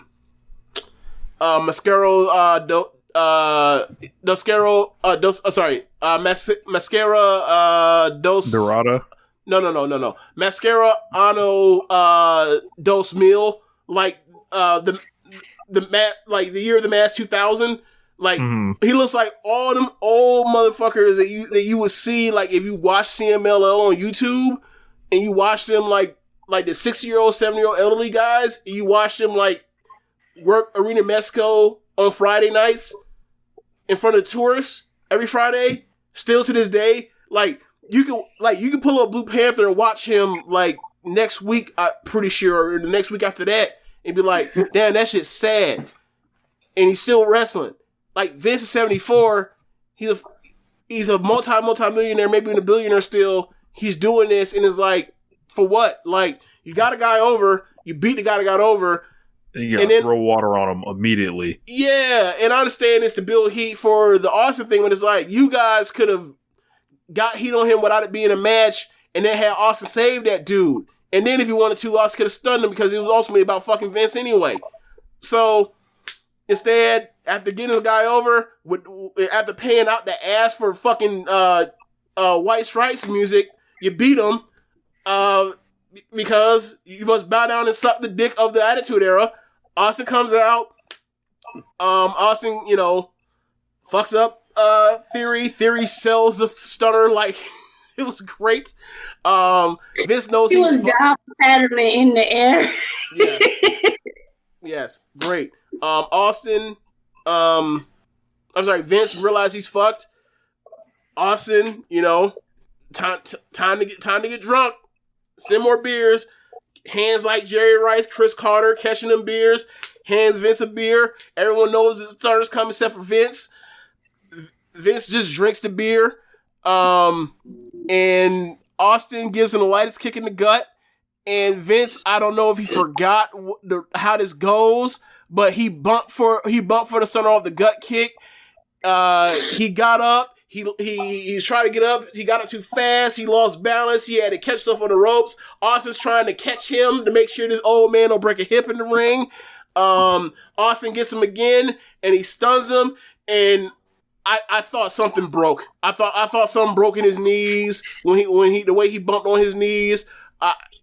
It was bad. It's one of the worst sells for a stunner this side of, like, outside of Linda McMahon. I don't think anyone sold a stunner worse than that ever that I can recall. I think that's the worst one, man. I think Linda's worse because Linda just fell dead. She just dropped dead. But yeah, it was bad, and it was bad, but at least it was still hilarious. Like Austin was even laughing, and then this motherfucker McAfee. He gives him a beer, stuns McAfee. Austin starts drinking beer and goes back up the ramp. They cut back to McAfee out on the floor. He's playing dead and knocked out while still chucking a beer in his. McAfee's a top worker. He just is. He's a top worker. I give up. He is. He's a top worker. He's better at this shit than most people. Than most people in the industry. He just is. And like, whatever happens with it, who knows? But obviously, I don't think he wants to be a wrestler for real. But like, he's better at this shit than most of y'all. He is. I'm sorry. I love y'all, but he's better than most of y'all. Anyway, that was in that segment. It was awful, and it was also fun at times. There is a hilarious edit that WWE put out of the stunner that I'm going to both of you. That is just like the power of the WWE editing and production staff. I think I saw it because they showed a replay at the beginning of Raw, and they edited all that fumbling out. Oh my God! Cut! Get the fuck out of here! You know that man that came from Ohio. We can't let Vince look weak. Like he's a fucking like he's a fucking leader of state. You can't make him look weak. We can't show FDR in a wheelchair. Are you crazy? Like that's that kind of shit. They might think he has polio. Oh my God.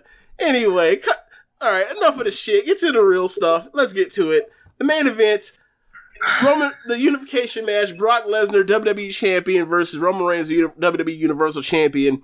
And the rematch of all rematches, the billed as the greatest match of all time.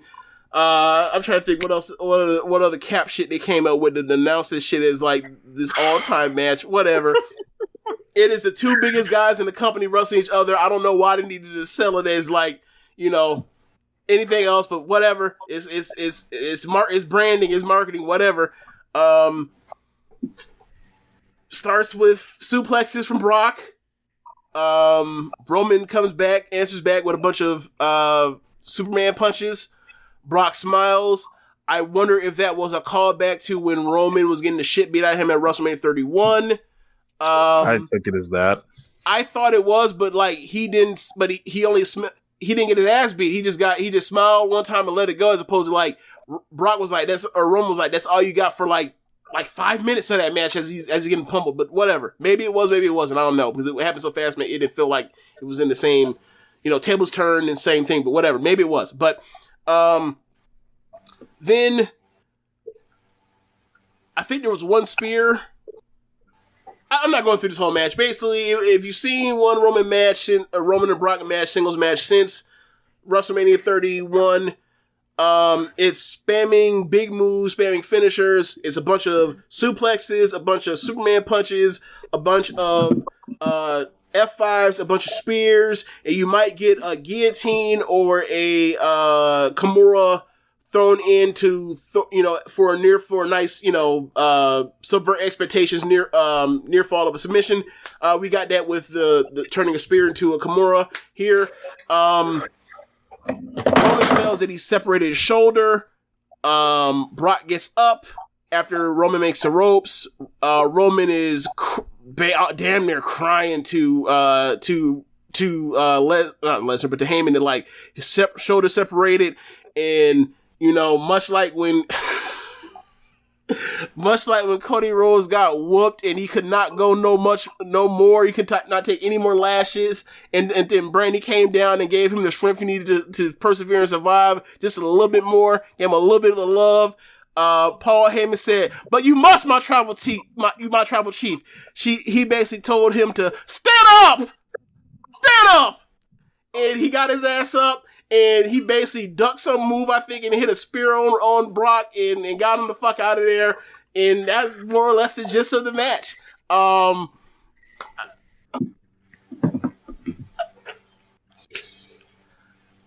Lesnar and Roman Reigns have had one good match ever together. I maintain that still.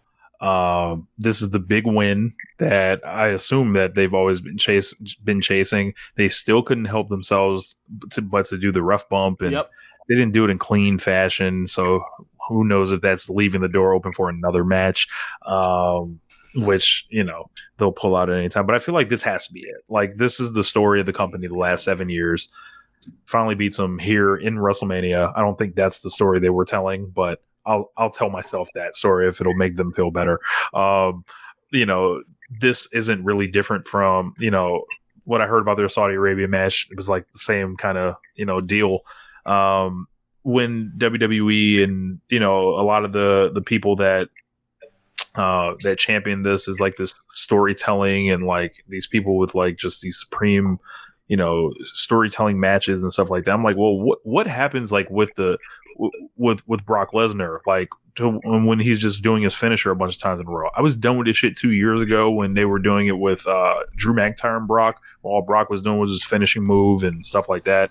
Done with it. It's tired. I thought the finish kind of came out of nowhere. I think people giving this 4 stars are smoking crack cocaine. Like, no, like this isn't, and Roman got his big win. He got both belts now. Awesome. And I continue to hear people still talking about this point, who's going to beat Roman Reigns. Don't worry about it. It doesn't matter. This is it. Like, this is where we're at with it. Like, we're here. Right.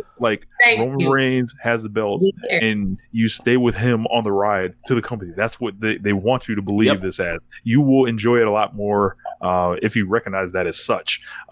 This is why they had Edge fighting him last year. Like this, he's not losing the people that they're really, or there's no one that they have to really put him in there that's dangerous. He has no dangerous opponents. We talked about this like with Kenny's title reign and some of the early AEW championship reigns where you can kind of see where the belt's going. They don't have that thing here. Like, they don't have the people like where the obvious answers are here. So it's like part-timers, challenger of the month type situations, stuff like that. Like, this is where the belt is. It's staying here for right. Whoever knows how long it is.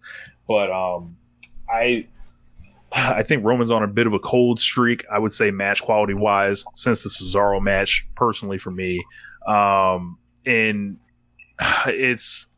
I think it is, they're getting into overkill territory. It's cool because he's a heel. They'll get away with it. And people seem to really be into it. Like, as far as like the crowd, like they finally got the atmosphere for Brock and Roman that I think they have been chasing for so long. This is a stark contrast to Roman's last main event in this building, where it seemed like, the whole crowd, like Triple H squeezed the juice out of the crowd, as the match was going on.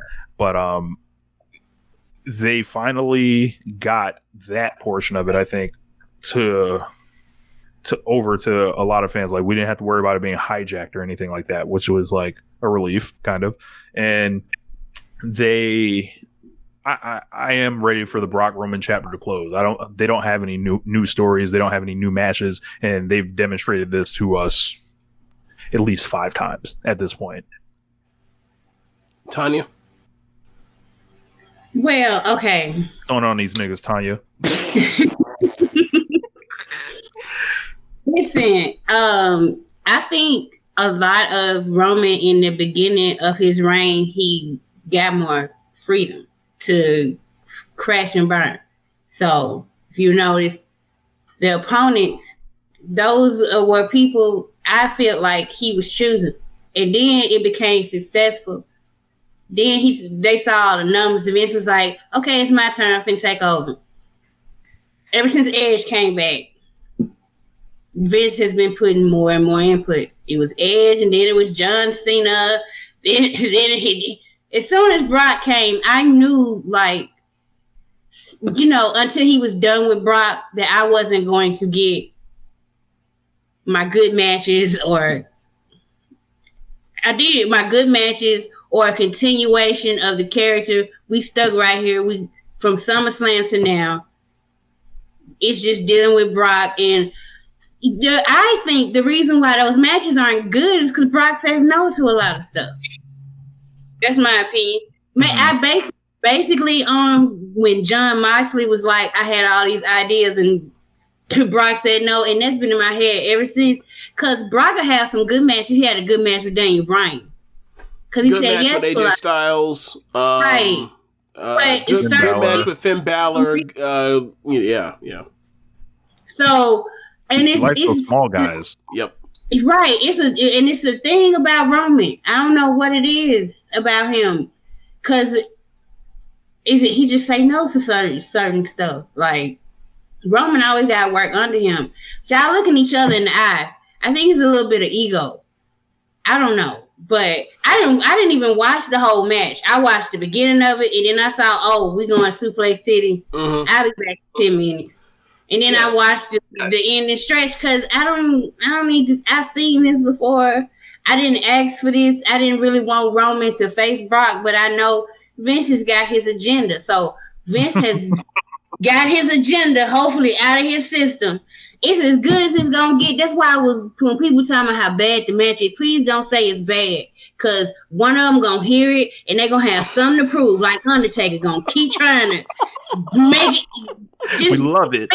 And say this is the best match they ever had or something. Like, I'm sick and tired of Roman Reigns and Brock Lesnar. I am done. And they done finally, kind of, sort of, because he wasn't all the way clean, but he beat him. He beat him. I don't care. It's over with. It's time to move forward. Like Eddie Kendrick said, keep on trucking, baby. And the reason why they had to bring in Cody to be a face is because WWE, look what they're doing to Drew McIntyre. That's why you don't have no faces with that oomph that's going to get the crowd going, because look how you book your faces. Yep. That's why Roman had to turn heel. Look how you booked him. And it's just they're gonna keep running into this problem because they want they baby face to have a little punk bitch in them. And it's 2020 and nobody wants to root for a punk bitch.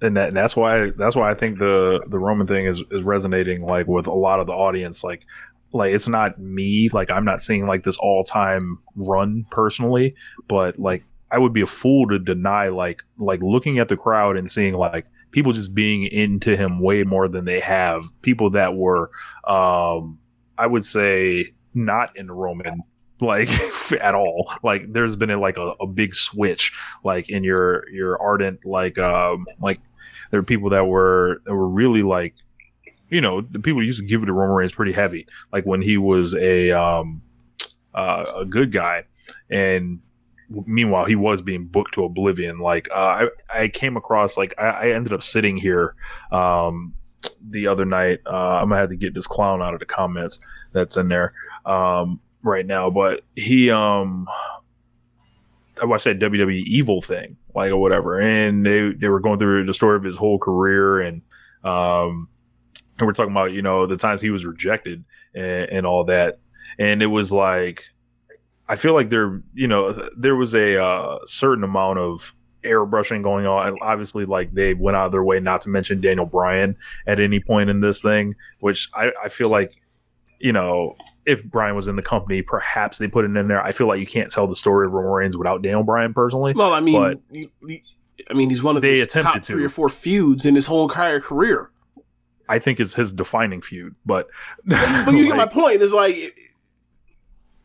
they're doing cap shit. And yeah. I mean, and like they do that. They're the winners. They control the history, and it's expected that they would not mention Daniel Bryan in it.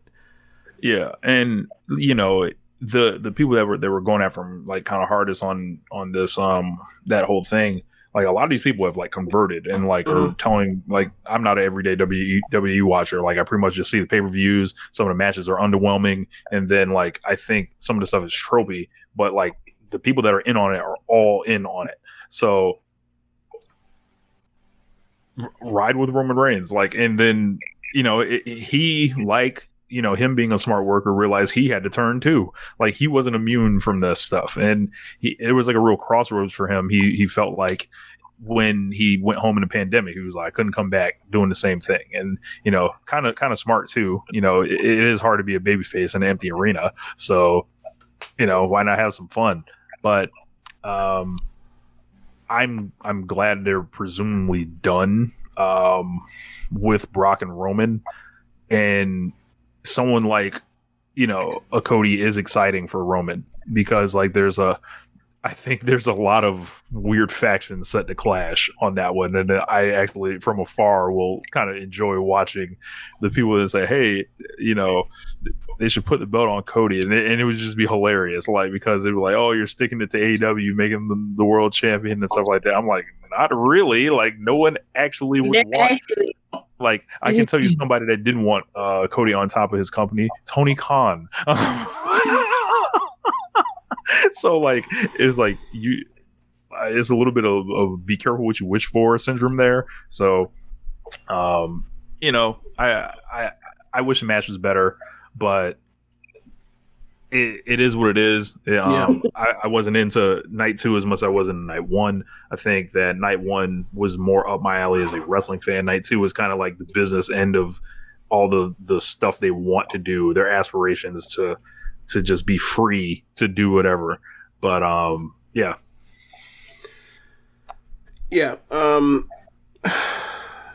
I'm just over Brock, and like Tonya, you said you don't want to see them wrestle again. Like, I was at that point, like after WrestleMania 34, I was like, this is fucking stupid.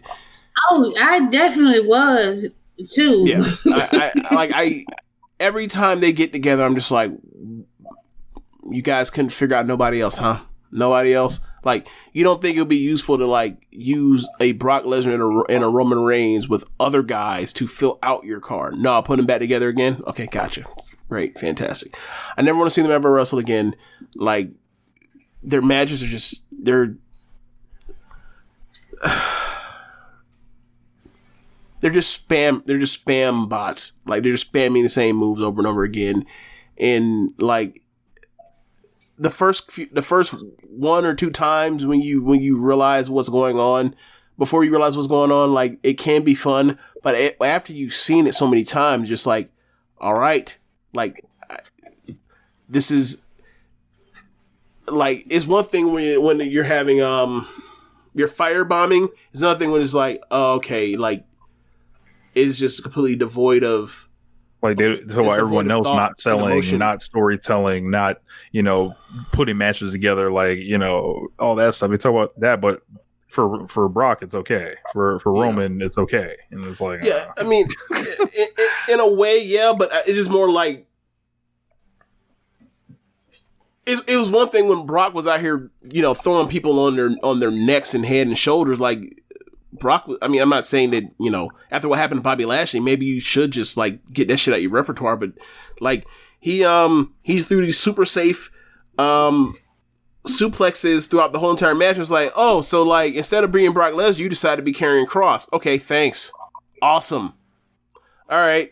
And then, you know, the way the match ended, it was like you mentioned, I felt it was anticlimactic as well. The ref bump was to like, if I never see another ref bump again in my life watching pro wrestling, like I'll be grateful, forever grateful. Like, I'm tired of it. Like, I've seen it all. Like, even when you think you're doing you almost bumped them, and then you got bumped. Like, no, like, it didn't even play into the actual finish. It was just to stir up a match that it was just to get a near fall. But it's like, okay, you're doing ref bumps to stir up a near fall like 8 minutes into the match. Fuck off. Like, like, it's just, like, the Brock Lesnar experience, like, does not, like, I get what they're trying to do, explosive stuff with him or whatever else, but, like, I think we're past that point of, like, he's done it so much now. He's been back at this point for over a decade now. Like, obviously he left for a little bit and came back, but, you know, he came back in 2012.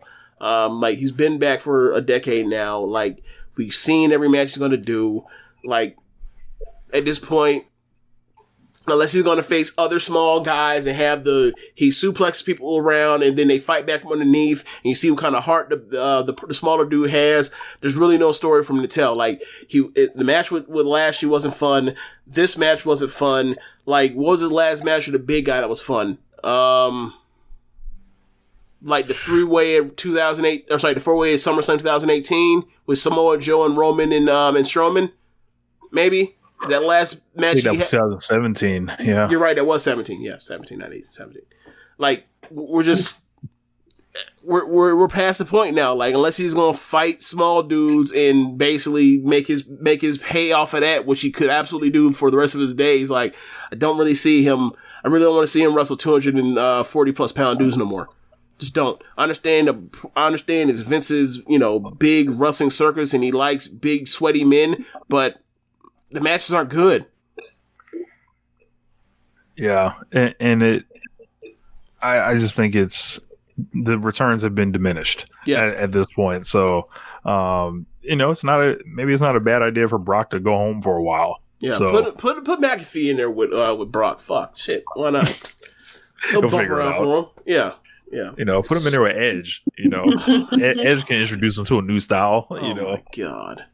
Because Edge with his neck now. You can't. Yeah, you can't do that. Yeah. Well, I mean, it's the safe suplexes, so he'll be fine. It's like getting thrown on a pillow. It's nice and soft. I'm joking. You can give Brock to Cody.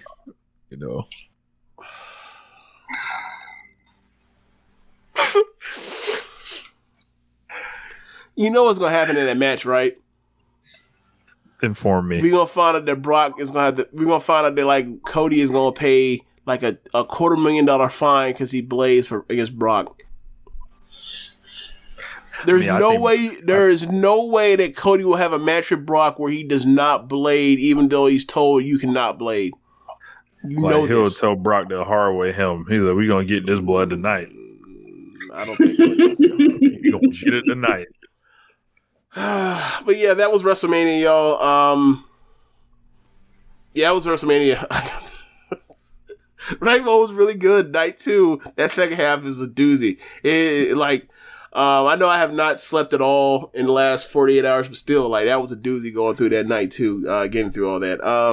Tonya, thank you for coming on the show with us. Can you please give us your plugs?